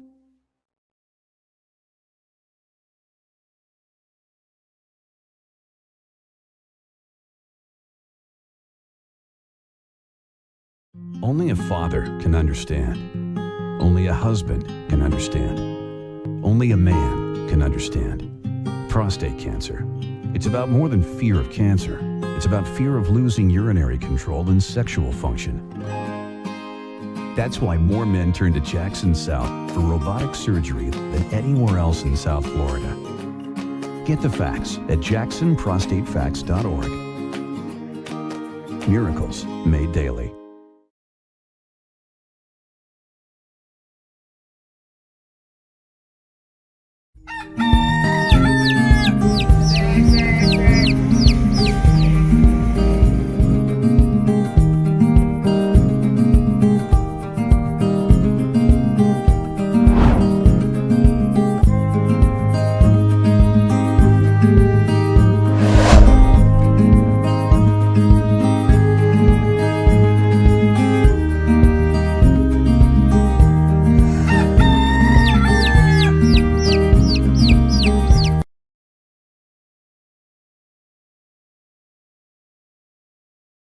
All right, so welcome back. Many thanks for still staying with us right here on WoezorTV. Remember, this is the WoezorTV Breakfast Cafe. It's a Thursday morning, and we're taking it as you would always want it right here on yours favorite or yours truly WoezorTV.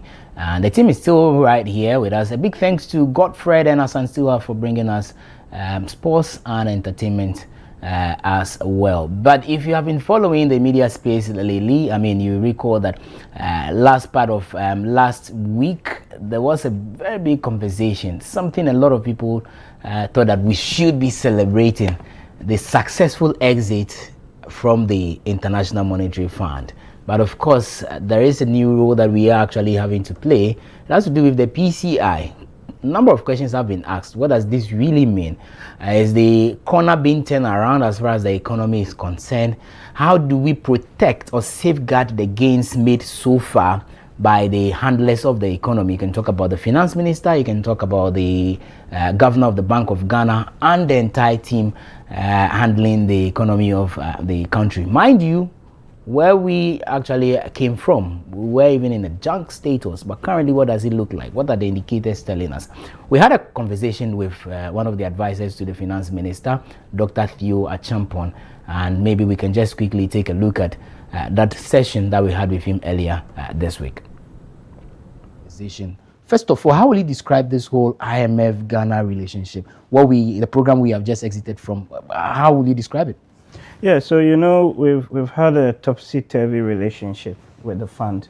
You can go all the way back to 1966 when we had the first fund program. Not now. No, it's not now. We've been there 17 times. In fact, the 18th one, that was the first one Nkrumah wanted to sign but did not. And then after his overthrow in May of '66, we went in for the first fund program. Okay. I think with the exception of President Champon, General I.K. Champon, almost every administration has gone to the fund for one form of program or the other. Okay. The problem is that we actually go there in crisis. So what I mean by that, often the economy has been buffeted by some of these external shocks, but also the internal, call it mismanagement, and other related issues, to the point that when sometimes we should have gone earlier, we did not go. So you go there in an ambulance, and when you go in an ambulance, in an ICU, they have to stabilize you first. Then after stabilization, they move you to a recovery ward.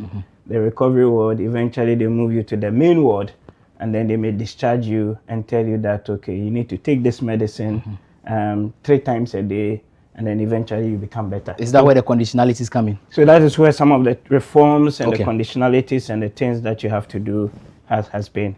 So if you go back to the last but one program, in the 16 program, the one we exited in 2019, 18, and we extended it by a year to 2019. We were supposed to end it in 2018. In 2018, and then it was extended.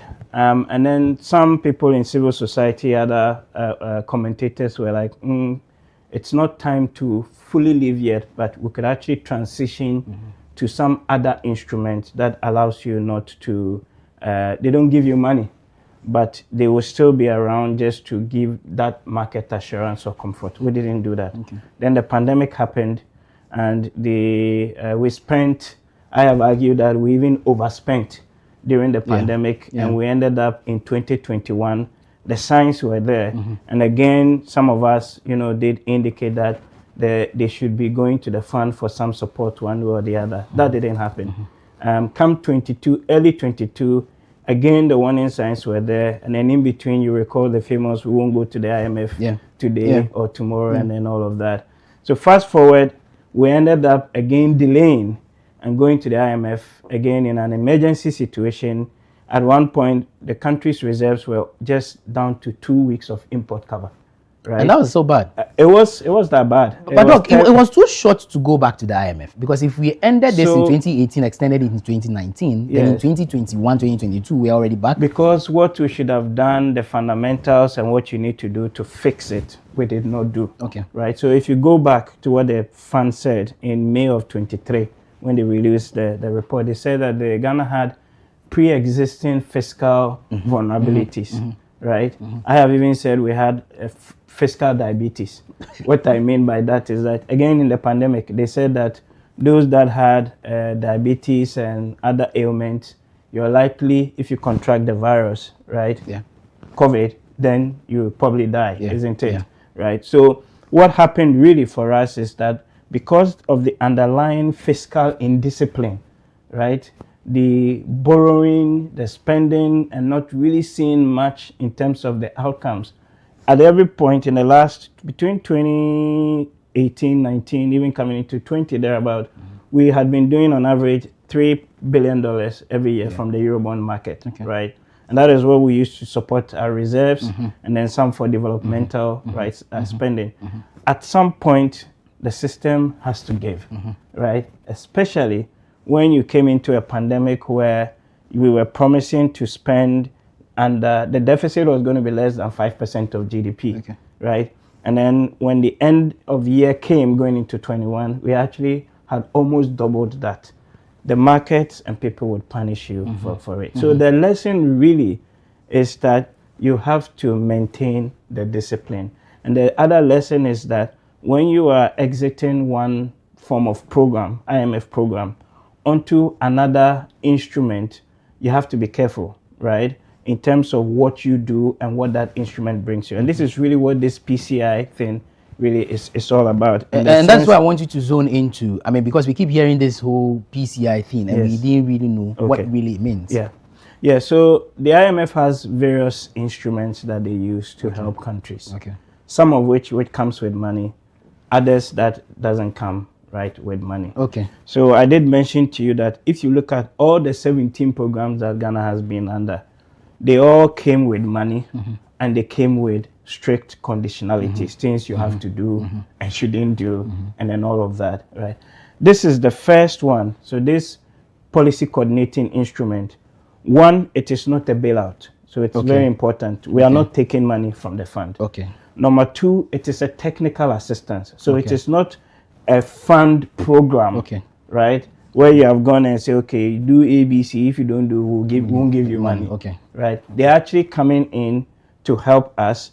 And then also the things that we have to do, which I'll talk about in a moment, are things that we've actually designed internally ourselves. For example, what you need to do on the state-owned enterprises, right? Consistently, you can go and look at the 2026 budget.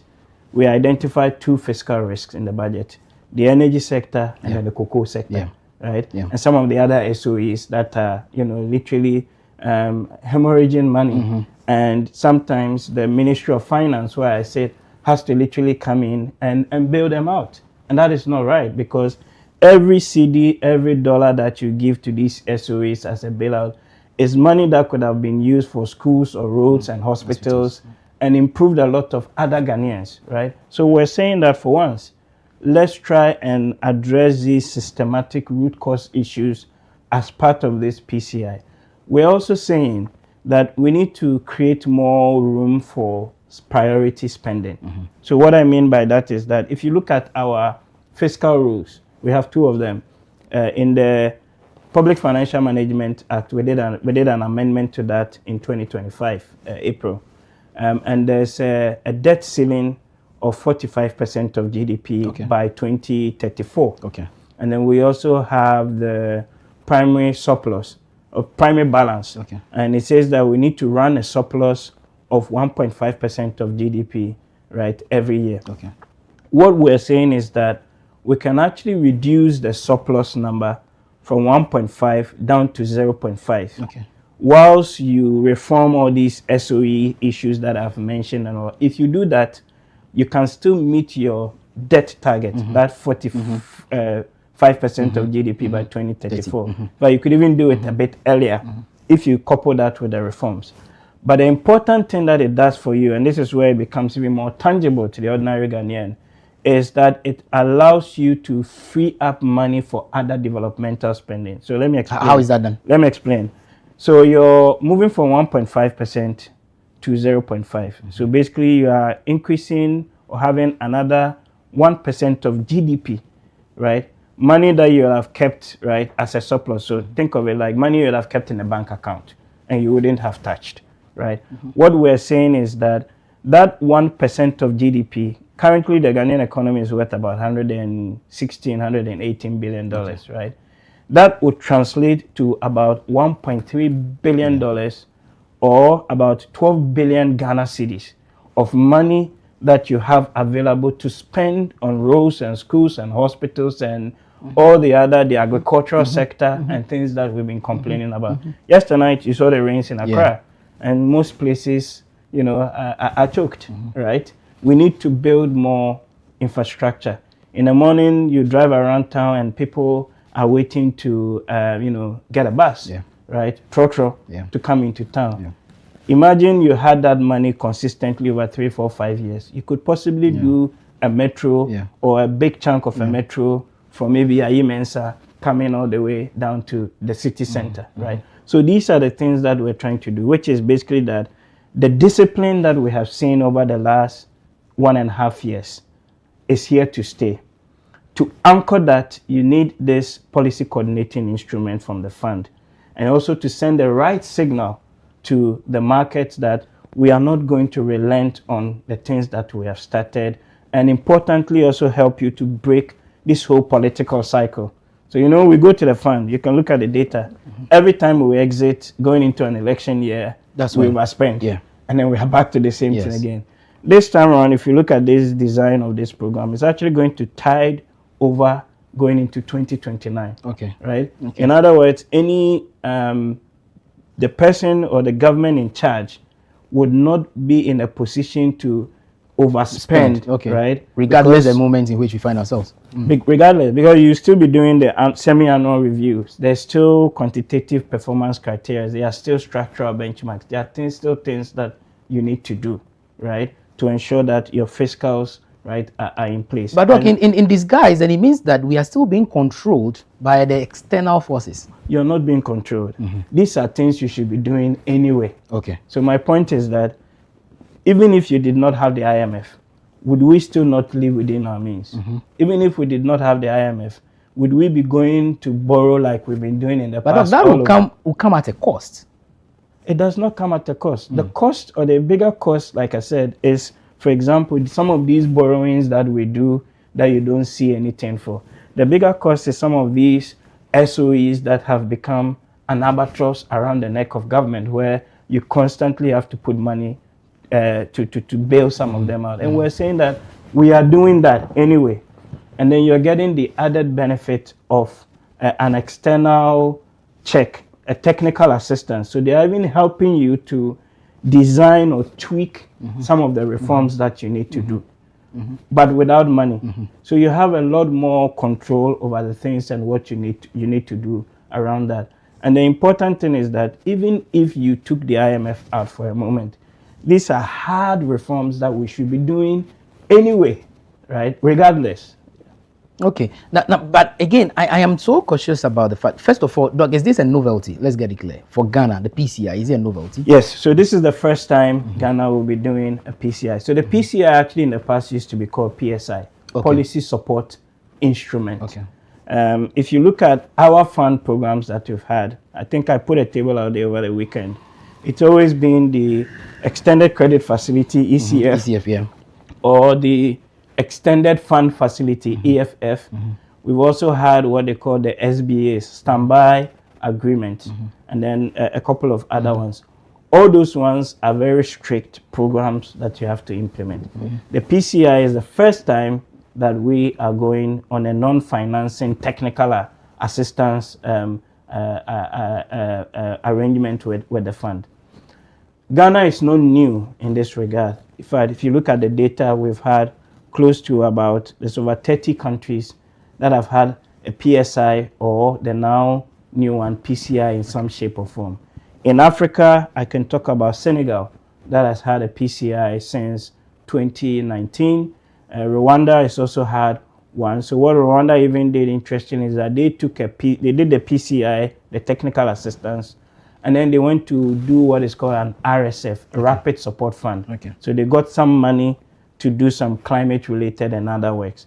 And then we also have Cabo Verde, that also has had PCI as well. And if you look at the data from across all of these jurisdictions, with the exception of Senegal, that has had issues with their debt reporting. So you may or may not know that there's been some back and forth with some debt that was said to be hidden and underdeclared and all of that. But if you look at Rwanda's case, if you look at Cape Verde's case, if you look at the other jurisdictions, generally what you tend to see is that growth tends to be sustained.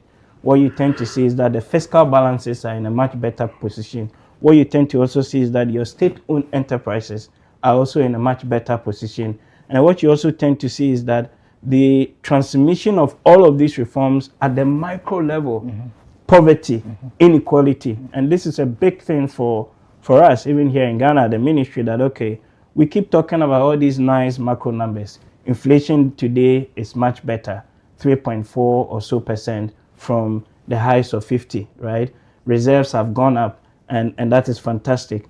But you need to translate that also into jobs, and then ultimately translate that into productivity. And that is the next phase of where the administration is going now under what we call the new economy program. So really, the new economy program, complemented by the PCI, really allows us to move in a direction where you can spend money around that 1% of GDP extra financing for priority sectors, but you also spend it wisely and live within your means, such that you don't go back to the fund again in that emergency hospital situation. So those are some of the recommendations. Those are some of the things we need to do to ensure we don't go back. Absolutely. But Doc, the other concern that critics raise is that, does this open the door for us to head into the international market to borrow? So my minister made it very clear that we are not in a rush to go and borrow from the international capital market, right? Okay. In fact, if you look at the post-debt exchange environment and all of that, and where the macro fundamentals are, if you wanted to go to the market to borrow today, for sure, you could get a relatively decent rate. The point is that you have to borrow when it suits your needs. As we speak currently, it's been clearly articulated by the finance minister and then by the government in general that we do not see the need to go to the external capital market to borrow at the moment. Because in the past, what would the borrowing have done? You go and bring in dollars to support your reserves and then use some for forex intermediation. Luckily, with the gold board and the GANRAP, the Ghana National Reserves Accumulation Policy, you are in a position that you can actually meet most of those reserve needs, and also support your FX intermediation within the market. Last year, Gold Board, through the activities of Gold Board, we were able to bring in over $10 billion of additional forex into the economy.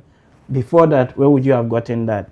You would have done a 3 billion euro bond, and that's just about it. Cocoa Board would have gone to raise maybe another 1 billion, something like that. So add the two together, that's like what, 4.5. Let's even be charitable, 5 billion, right? And all of those things would have come at the cost of potentially what, 7, 8%, sometimes even 9% interest rate or coupon that you have to pay.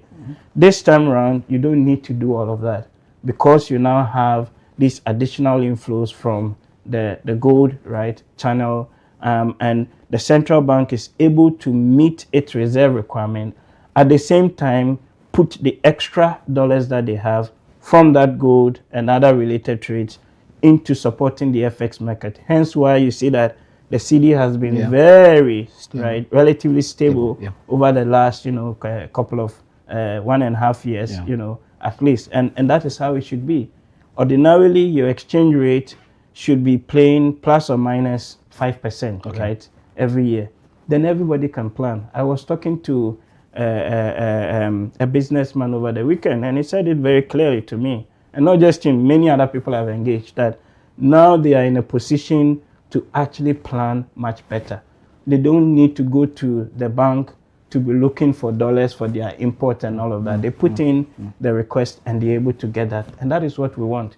And also what we want is that you translate that, because once he can do that and he can plan and the macros are good, it means he can expand his business. And then it ties into the point I made about the job creation, and being able to bring in more and more of the youth and get opportunities for them to create jobs, to reduce poverty and inequality. Doc, on the verge of doing all of that, I mean, what does the indicators say? You talk about the economic outlook, you talk about GDP, you speak about inflation and all of that. What exactly are they pointing to? So they are looking quite good, right? So if you look at the high level, macro fiscals, your GDP last year came in at around 6%. Right? Even when people said that the government was not spending. If you look at the, and then the more interesting one is even the non-oil GDP. That was up 7.5% of GDP, right? In real terms. If you look at inflation now is what, 3.4%. And even the decisive actions that the government took, particularly on reducing some of the regulatory margins on the petroleum products, right? Yeah. Has helped to anchor the inflation expectations. You look around Africa, whether it is Kenya or Madagascar or South Africa, some places you are seeing people queuing for petrol. In some places, we've even had major protests, right? Because they don't even have the product there. Okay. But we're not in that position right now. Okay. The reserves are up close to 6 months of import cover, in excess of 14, close to 15 billion, right, dollars. If you look at some of the real sector activity, the indicators that the Bank of Ghana tracks, all of those are doing much better. But we are not resting on our laurels. Okay. The indicators are important. But what is more important also is to translate that into more growth, more productivity, and more jobs. Doc, thank you. Hold on. I know you would have to run anyway, but I think we have an incomplete conversation. We'll come back to that. Doc, yes, thank you so much for still staying with us right here on WoezorTV. But of course, you were talking about the indicators. How are they looking? Yeah, so I was saying that if you take, normally you will have probably about 15 or so high-level macro indicators. I won't go through all of them, but it will cut across domains to do with the real sector. So real sector, I'm talking about GDP growth overall, non-oil GDP growth, also sector activity, manufacturing, industry, agriculture, right?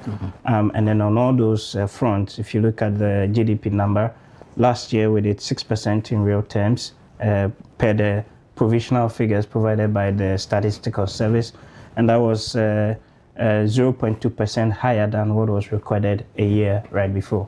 But what is even more interesting and I think important for us is that non-oil GDP is also up at 7.5% and it's one of the biggest that we've seen in recent times, which points to a recovery within different sectors, right, of the economy, and you need to sustain it some more.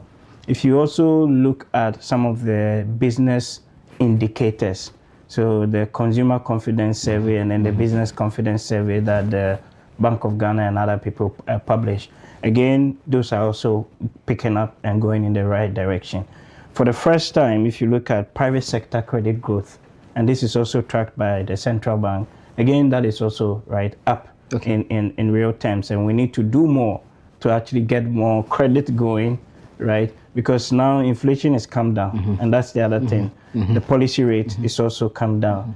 The Central Bank of Ghana says at one point he's looking to people being able to borrow below 10%, right? Imagine what that would do if you can get a loan less than 10%, whether for your household, right, improvement, maybe you get a nice car, right? That's very true. Or a nice house. But for businesses, they can expand, right? For the woman that has maybe a small stall in Mamobi or Belempe or someplace here, it means that they can also, again, maybe get a little bit more goods and expand their way. So this is basically where we're trying to sort of push the direction on. On the external side, if you look at some of the indicators, your reserves, right, it's all-time high. Right? For the first time in the last 20 plus years, if you can even go 30 years, we've had one of the highest ever reserves on record, close to 6 months of import, right, of import cover. The current account used to always be in a negative. For now, actually, we are in a positive. So what that external anchor does or do is to position you to be able to support your currency, especially. So with all of the pressures happening, the war happening in the Middle East and all of that, you still see that the central bank has largely controlled, right, or been able to support the FX, right, at a level that is good for businesses more broadly or more generally. So on the main macro indicators, yes, good, pointing in the right direction, and the turnaround that we have done has been quite super. Let me explain. Typically, most of these economic reform things, you begin to see the effects sometimes 3-5 years down the line, right? There are these lagged effects. But we've been able to turn things around such that within a year, you can actually see, right, to the extent that when myself, Minister, and the team from the Ministry of Finance were in at the IMF spring meetings, people came to us asking, how did you guys do it, right? So basically, I give them the magic template to try and go and implement similar things. We are not resting on our laurels. We know a lot more work needs to be done. The macro is the foundation. What you need to build on top of that is translate that, like I said, into jobs, productivity, growth, and reduce inequality. And that's where we're going next. Doc, we seem not to be too much out of the woods. There are risk factors because we saw that, and I'm basing that on what we saw after the 2018-2019 bailout as well. There came in exogenous factors. Yes. The Russia-Ukraine war, COVID-19 and all of that. Yep. Currently, we seem to have a similar thing happening. Yes. US, Israel, Iran war is still lingering around. Yeah. There is also some sort of fear in the energy sector. Yes. I mean, are those not enough risk to say that we need to take a second look at it? No. So those are concerns. The point is that as for external factors, they will always come. In fact, the world that we live in now, it is such that you have one every 2 to 3 years with the current sort of uncertainty. So those who track what we call the geopolitical uncertainty index is actually at an all-time high, right? In the last few years, relative to other times that we have seen historically. So what that tells you, if you are a policymaker or a manager of an economy, really is that that is a given. You don't control it. We don't control when Trump woke up and said he's going to attack, Iran. But of course, given the integration of the Ghanaian economy to others, there will always be, call it a pass-through, effect. What is important, and this is what goes back to the lesson from 2019 coming into, is what you do to build buffers, what you do to build reserves, what you build to ensure that your economy is able to withstand some of those shocks that will come. And this is where, if you look at what is happening now in Iran, I said over the weekend on our platform that, the work that has been done the last 1.5 years is being put to test as we speak currently with the Iran conflict. That is a major external shock that we haven't seen from the energy dimension since the 1970s oil crisis. And some even have argued that it's even bigger than the 1970s oil crisis. But what do we see in Ghana here, Petrol prices are still relatively stable to the point that the government is able to actually absorb or take off some of the regulatory margins, on that side. The exchange rate that has been also been controlled, the rate of depreciation now much better than before. If that had not been, the counterfactual, would have been that your CD would have been in a much higher position going to your 18, 19s now. So imagine the three things that drive prices at the pump: the exchange rate, the price of the product itself that you're buying in dollars, and then the taxes and the margins, Now you are in a position where you actually control one of the key variables, which is the exchange rate, So it is only the price on the international front that you're having to find something to do about, and then you reduce a bit of the taxes and the margin. So what I'm saying is that the ability of the economy to withstand these external shocks is much better now than it was after 2019 and going into the pandemic and then the Russia-Ukraine conflict, because of the hard work that has been done to actually entrench fiscal discipline, because of the external buffers and the reserves that have been built from the gold channel and then the other reforms that the central bank is being able to do. I agree with you that there are other concerns. The other concerns actually comes from also, some of the commodity channel, like if gold prices, for example, go down, that's legitimate. But the even bigger ones, I would argue, is more internal. The energy sector, The SOEs that we're discussing, that is costing us in excess of 2% of GDP every year, At the Ministry of Finance, you're paying, for the energy sector alone, close to about $1.4, $1.5 billion every year to cover the shortfall in the sector. Because what the people are billing, what the energy, the generators, the IPPs, the gas suppliers are billing and what we are collecting, there's always like a 30% gap in that. So necessarily, the finance ministry has to step in to correct that. So imagine you are able to even reduce that by half, for argument's sake, right? So you're reducing 1.4 shortfall to 750 million shortfall. What do you do with the extra 750 million? That is money that you can put directly into the pockets of people. Money that you can use to do other developmental projects. So that is really the hard work that needs to be done now on the institutional reforms with our SOEs, unlocking additional financing to support real sector activity under the new economy program, and then also ensuring that the FX framework, the new one that the central bank is implementing, all works. So I agree, we are not entirely out of the woods. Not that we are not oblivious of these external shocks or factors. But fundamentally, your ability to withstand comes down to whether you have built enough buffers or not. Just like a human being, it is your immunity. As for viruses, bacteria, they are there. Whether you can withstand it comes down to whether you built enough immunity. Doc, thank you. Finally, what next? So what next is the reforms. I think everybody, we're now in May. The media budget will be coming out sometime July. We've started the processes, the consultations, and then all of that.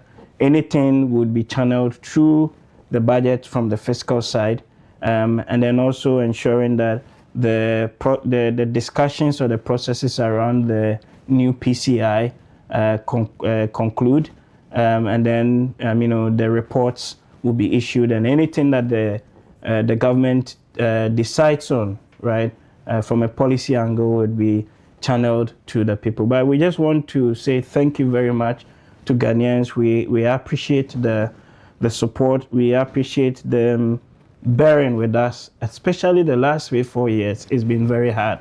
We saw people picket at the ministry looking for their own money. We've seen people die as a result of that, and we don't take that for granted at all. And the lesson we have taken is that never again. What you want at the end of the day is to live responsibly. So it is prudence, and then it is ensuring that you live within your means and you build a legacy that in 10, 20, 30 years' time, those that come after us say that at least when it comes to certain problems of the economy, like energy or like transport or other infrastructure issues, we have addressed it once and for all. Well, Doc, thank you.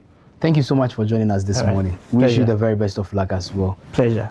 Viewers, indeed, the conversation on the IMF bailout or the exit is still on. Most definitely, we'll keep our eyes on the handlers of the economy. The Finance Ministry, where Dr. Theo Acheampong is as an advisor. I mean, Charlie, they are doing so well, turning the corner around. And this is the real turnaround that we've been calling for. But we'll keep our eyes on it, as I keep saying. Indeed, we saw this before. We celebrated, we even had a cake and a kinky party for this. How did it end? We went back after 2 years or 3 years. Will we go back? Doc says no. Let's take a break. There is more after this. This is WoezorTV Breakfast Cafe.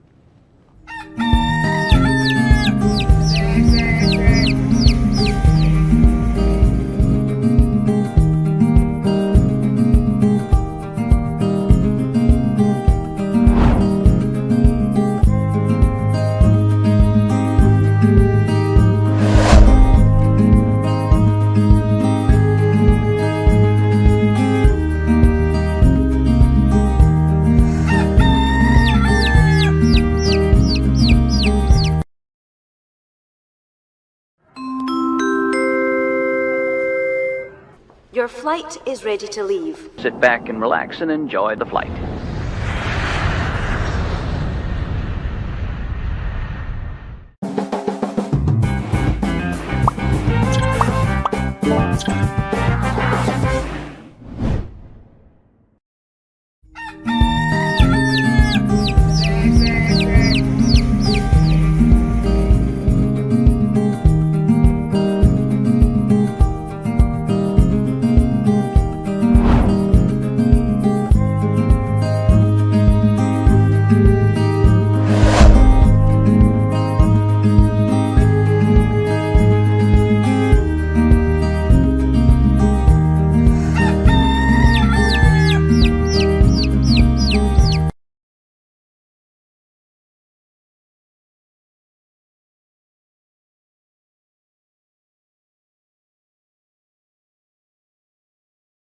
All right, so thank you. Great conversation with Dr. Theo Achampon on the exit from the IMF. Dr. Theo Achampon is an advisor to the finance minister. I mean, and he's been speaking very well on the economy so far. But the team is still here. I mean, what next? He's mentioned it, but I am more concerned about the sustainability of the gains.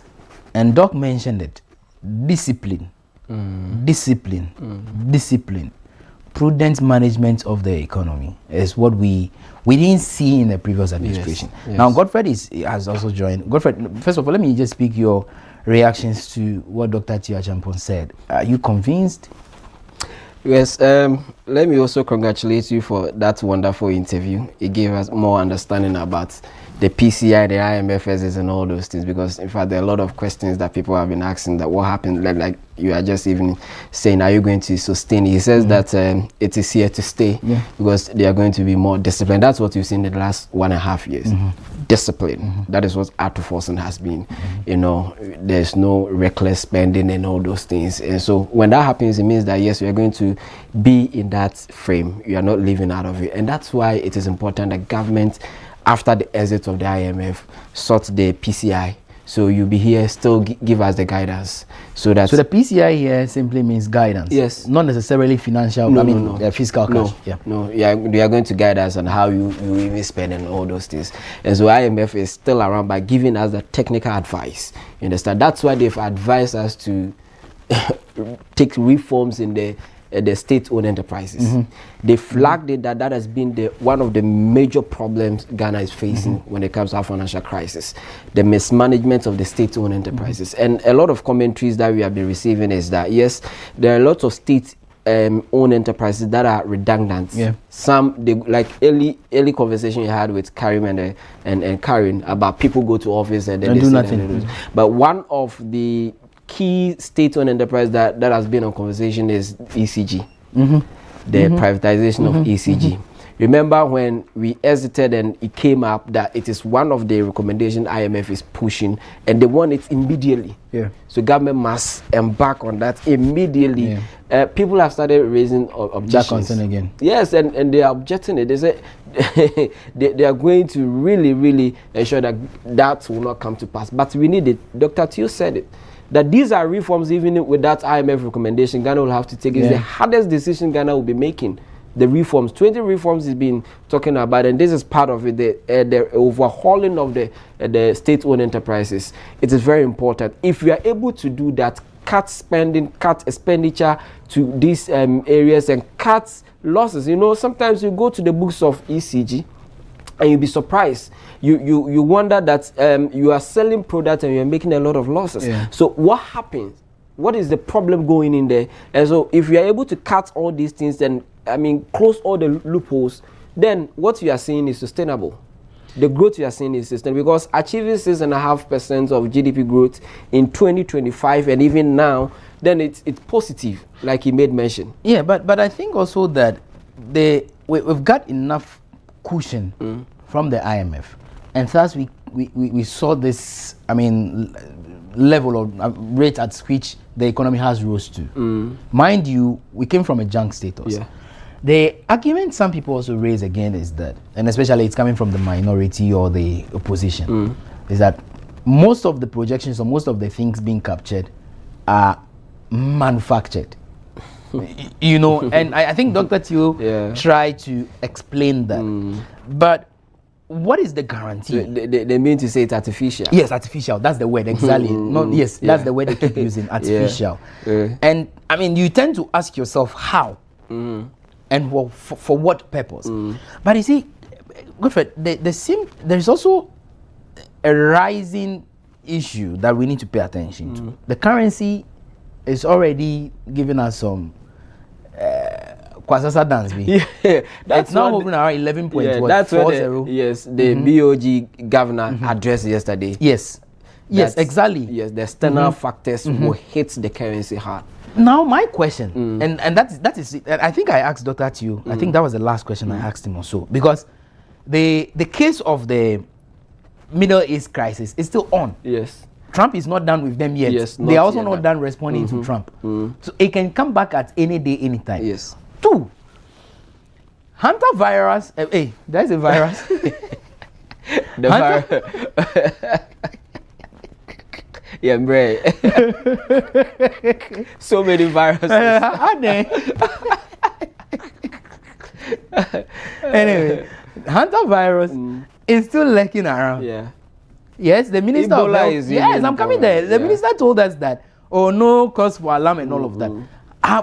We may safeguard ourselves, but if the over-reliance on the international community and they are affected, because largely our economy depends on imports. Yeah. So if wherever this hantavirus is coming from, we do procure stuff from there, and they are under lockdown, just like we saw with the COVID-19, we might face troubles. Another one is the Ebola you're talking about. Yeah. It's in DR Congo, just a fear no. What happens to us when these external factors hit us again? But the happiness here is that something we can say to probably calm ourselves down is that the hantavirus and the Ebola we are seeing is not global. That's why the WHO is saying that they can, declare it as a global pandemic or something. Yeah. It has been in our geographical area and even in Africa, not even in all of the African countries. So its effect on global economy will be minimal, very, very minimal. And the worry is that they are now looking for vaccine for this new Ebola. And so you pray that it says that it will take about 9 months to get a vaccine. So for that one, we can manage it in our corner here. But the issue of Iran and then US war, that is what is happening in the whole world, and it's affecting all economies. And like Johnson Panditesiama said yesterday, that yes, he acknowledges the impact on our currency. Yes, you remember President Mahama in 2025 said the projection for the cities, adjustments and everything will be around 11 cities. Yeah. That's what you are seeing. The projection was around 11 cities, 10 cities. So that's what you are seeing at the moment. There will be pressure on the city, of course. But if you are to say that what you are seeing in this economy is artificial, when do we say an economy is an artificial economy? It is when you see early growth, but then within a year, then you see decline. We haven't seen that. So it means that there's a level of commitment. I think we've seen more stability than decline. More stability than decline. And it defeats any argument that it's artificial. It's not artificial. Because look, Randy, you've experienced the Iran war for almost 2 months now. It should have some down implication on that. Yeah, but that's something that not to cut you, but that's something that probably we had buffers, and doctor mentioned it, that we should be able to grow buffers, and at least some of the reserves that we have now at least can take us for like 6 months or so. And so and that is good, because we've been able to build buffers. That is oil. In the area of oil? Like reserves, not necessarily just what's it? No, not just for oil in general, but like in general buffers as well. But you see, at a point we're almost being wiped off, because those reserves, I think we had just 2 months or 3 months or so. Okay, we're almost going to crash. Import covers and all this. Yes, our economy was almost going to crash. Do you get a point? Yes. But if with what we have currently is not built upon, then it is possible we might go back to that same level. 2, you should also be aware that government would want to, and based on the political terrain we find ourselves, government would want to spend more than the previous budget just to get jobs done, just to get the project and then the projects done. There is a big push project that is ongoing. Remember, we're still having to pay school fees for people entering into the university for the first year. So all kinds of social things that the government is doing all contributes or goes into the quantum of money we are spending in every budget year. We might change that figure after the mid-year budget review, as Dr. Tia Champon mentioned. And I mean, we cannot project ahead of time. We can only wait and hope that they still stay within that confine. But I am worried about the sustainability, especially when we are heading towards the 3rd and then the 4th year of the administration, and that comes in election. And we all know how election year government, of the day becomes extravagant. They spend anyhow and recklessly. Nobody says anything. Corruption is still hanging on our necks. Look at what is happening at the Public Accounts Committee. The revelations that the Auditor General report keeps giving us every now and then. And that is a chunk that chops our money off. And it will derail the gains we have made so far. One thing I would say to alleviate your fears and your worry is that, and it comes from what Dr. Teo said, he says that the PCI is tied into what, 2029. Yeah. It means that we are going to be guided throughout even the election year. So you can't overspend. President Mahama is conscious about leaving a legacy, and I'm happy about that. Look, he has achieved all these economic gains with less than 60 ministers. You are aware, right? So one, expenditure has been cut in that area. The ex gratia and the fuel allowances. As for the ex gratia, it's after 2028. I understand. But then the fuel allowances, the ministers and all those things cuts. We are talking about expenditure, and which that's your worry, right? And also looking at how government has been able to cut expenditure and funding to other programs you made mention, the free tertiary, the all the social intervention programs. The free tertiary comes under what? Education is under education. And the GET fund has been uncapped. It means that all the money they will need goes to the GET fund. So that has been sorted for. The $10 billion big push. But don't forget, GET fund recently came under some scrutiny. That has been dealt with anyway, but they came under some sort of scrutiny. You are right. I mean, these things will have to come up. We need to check ourselves and balance ourselves. The big push, $10 billion. Look, I was also concerned about where is this money until I interacted with GCB Bank. They are also sponsoring some of the contractors. And so far, they have financed 60% of the contractors. And they have spent 5 billion Ghana cedis.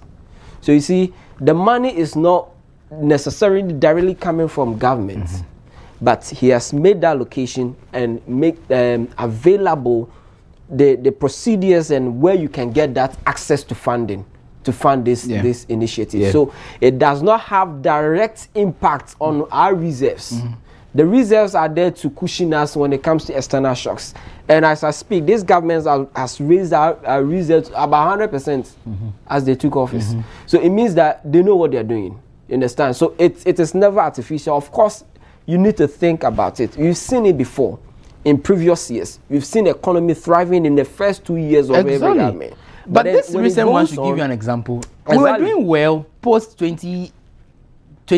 Even from 2017 to 2019, we were one of the fastest growing economy in the world.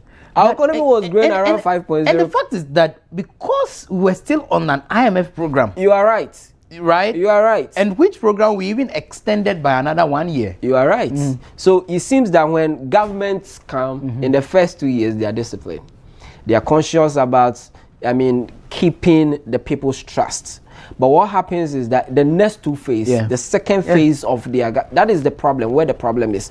And that is why people are recommending the government or commending the government about keeping the PCI.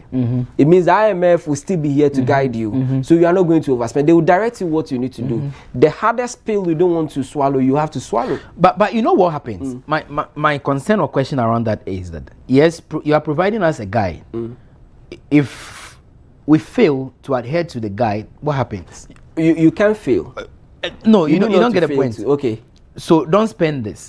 Don't spend on this. Don't recruit this number of people. Focus on this. So, those conditionalities, more like the conditionalities that we adhered to for the last 2 or 3 years, we might break it because there is pressure on government to recruit people. You are right. Unemployment is so rife. Let's not play with it at all. There are people still at home. Remember, we need to recruit doctors, nurses, teachers.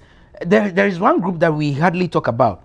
The guys who even leave tertiary institutions, not necessarily the mainstream teaching and nursing style. The graduates, yes. People who did economics in uni, people who did education courses in uni and all of that. They are lying at home. People who did fashion in uni, they are all at home. So that chunk is still in there. That chunk is still in there. Right. Remember, so there will be pressure on government to do some of these things. And that's what I'm saying. So yes, we are tied onto that PCI. But what happens if we break or go beyond it? Yes, if the situation calls for it, what will we do? Allow me to quote Kofi Bentil. Okay. He spoke over the weekend with Theo Champion on the same platform, And it says that our situation even goes beyond discipline.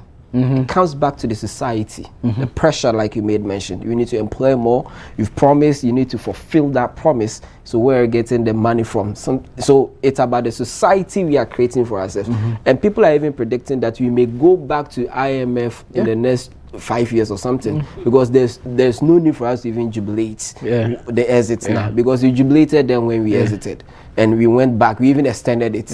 So when we said we were not going we even went back and extended it. So you are right to say that, but then it boils down to the technical handlers of our economy now. My question is, what does President Mahama stand to lose after the 4 years? He is out. Oh, probably his legacy. He has done everything. That's what he wants to achieve. So why would he think of overspending for what? There's no, I mean, it will make sense to any economist that he will overspend to achieve what? Because if for himself he's done, and Ghanaians appreciate what he's doing so far. Randy, the next election will not be solely based on President Mahama, because he's not going to be on the ballots. You understand? It's about the candidates the both parties are presenting and how they will sell themselves. And so what he needs to focus now, and the handlers of the economy need to focus on, is creating wealth for the country. Okay. No overspending. Okay. And they should avail themselves for accountability. Okay. They need to account to us. Let us know what they're using the money for. Okay. You understand? Look, the gold board, what we have now, people are ridiculing it and all saying all those things. There is no one taking out the impact of gold board at the moment. Yeah. Because it is having great impact on our economy. And if there are issues, we should sit back as a country and look into it and polish it. Because it has come to stay. Okay. Very well. Godfrey, thank you. He's the head of economic department. Economic debt. He did economics. Karim did what? Theater. Theater. Okay. Yeah, there's some basic economics. That's okay. That's fine. That's okay. Anyway, but we'll leave it here. The conversation is not done. We'll keep our eyes on it. Like Doctor mentioned, in July definitely they'll present the media budget, where some of the corrections we made, where we have gotten to so far as an economy. They will tell us the plans for the remaining months in the year will also be told. But Randy, he says there's still going to be annual review. Yes, there should be. Yes, so there should be. There will be review. We'll keep track on that. But one thing they need to do, and this is where the corruption and whatever perception comes in, the appointees. Yes, you are trying so hard to control them, tame them, but the appointees. President. Somebody will by all means destroy this goodwill. There is always a bad nut in the group. Somebody will by all means mess up along the line. If you mess up, anyway, guys, we need to go. But before then, now, Charlie, what has been trending? Is it about rains? Is it about the cars? Is it about Charlie? Talking about cars, dear. Monday we talk about cars. Let's put a hold on the cars. Okay. But you see the rains. Yeah. And the floods. Yeah. And how you talk about people's character and attitude in this country. That's how I started the show this morning. Thinking attitude. Yeah. That will lead us into floods, and they'll come and shout Abaya. Yeah. There's a video. Okay. Charlie, mumbo video no Mumbo video no. Eh? So somebody messed up again, eh? Bro. People know they use the akwami. I want to use a word, but my home training is not giving me the permission. Say it in Ga. Nah, that will be there. English will quote it a bit. It will blast. But you see, moving. So I have this mindset. I was telling a friend that. Is that a video? Yes. Oh, Charlie. So is that a woman? Look at them. People's modest. Oh. She know where brass F. Nah. That was what caught my attention. It was black. Please, viewer discretion is advised. See, no. See, look at what they are doing. Now, why didn't you give me this video from the beginning? Look at this was exactly what I said in the morning. No, honestly, like Charlie. Just behind their own. Kaflalo. I just support your country say it's okay. Kaflalo. Yeah, such a Taflache was the address. Look at where the people are even living. With all due respect. Look at their abode. Look at their residence. Look at where they are living. And look at the nonsense they are doing. It is utter nonsense, please. So bad. It's terrible. Then this one, look, she's scared. Oh, she was scared. So she was peeping. Fine girl like you. Shadi na wakoye. Then Ochina since you. They will be shouting. They're the first one to shout, abai. You am done. Honestly, Randy, if I want to speak in the local language, it won't be good. You am done. I'm done. It really won't be good. But you see, as people, we keep talking, and it's the very things we talk about. And somebody like this will expect that she would talk to a younger person and expect that younger person to listen to her. Right? Sometimes some of you, I don't know, and people are calling for their arrest. I just wish we could find where they live, go and caress them, give them rakes and shovels and whatever. If you want to arrest them, they will arrest them. Oh yeah, I mean. Very true. And Ghana Police Service, we want to trust you again to do your magic. Don't we have way that court? What's the name?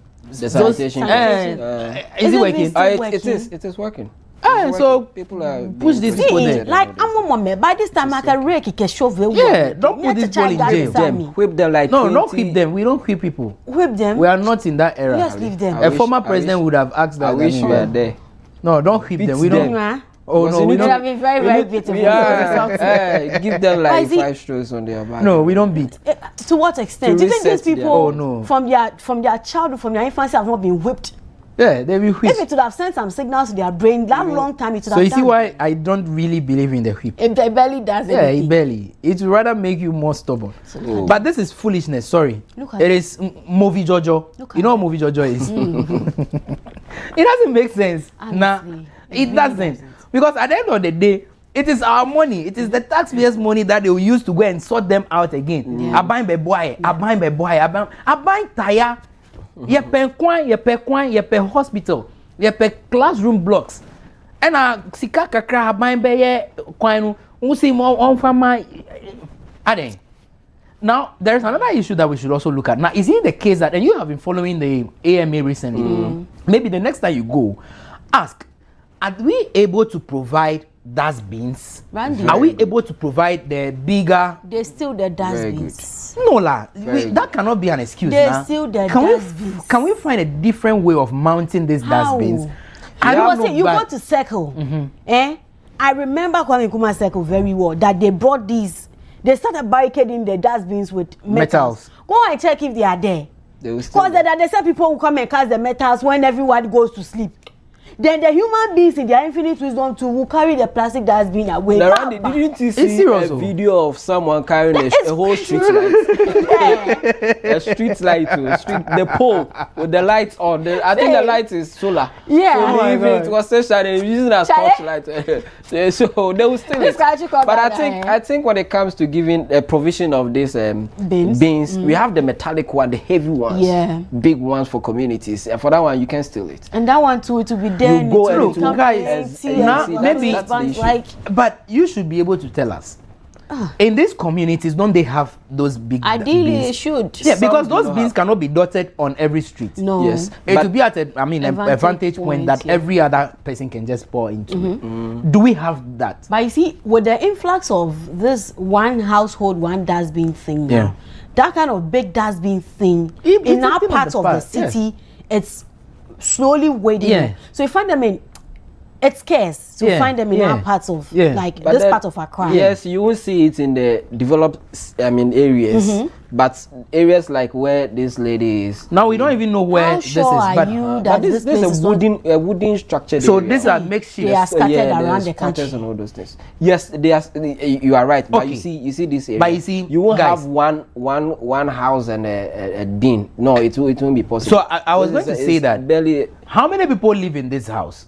If there are about 5 of them, are we saying that 5 of them cannot come together and pay for? Randy, which house are you seeing? You are seeing this is like there's a an house.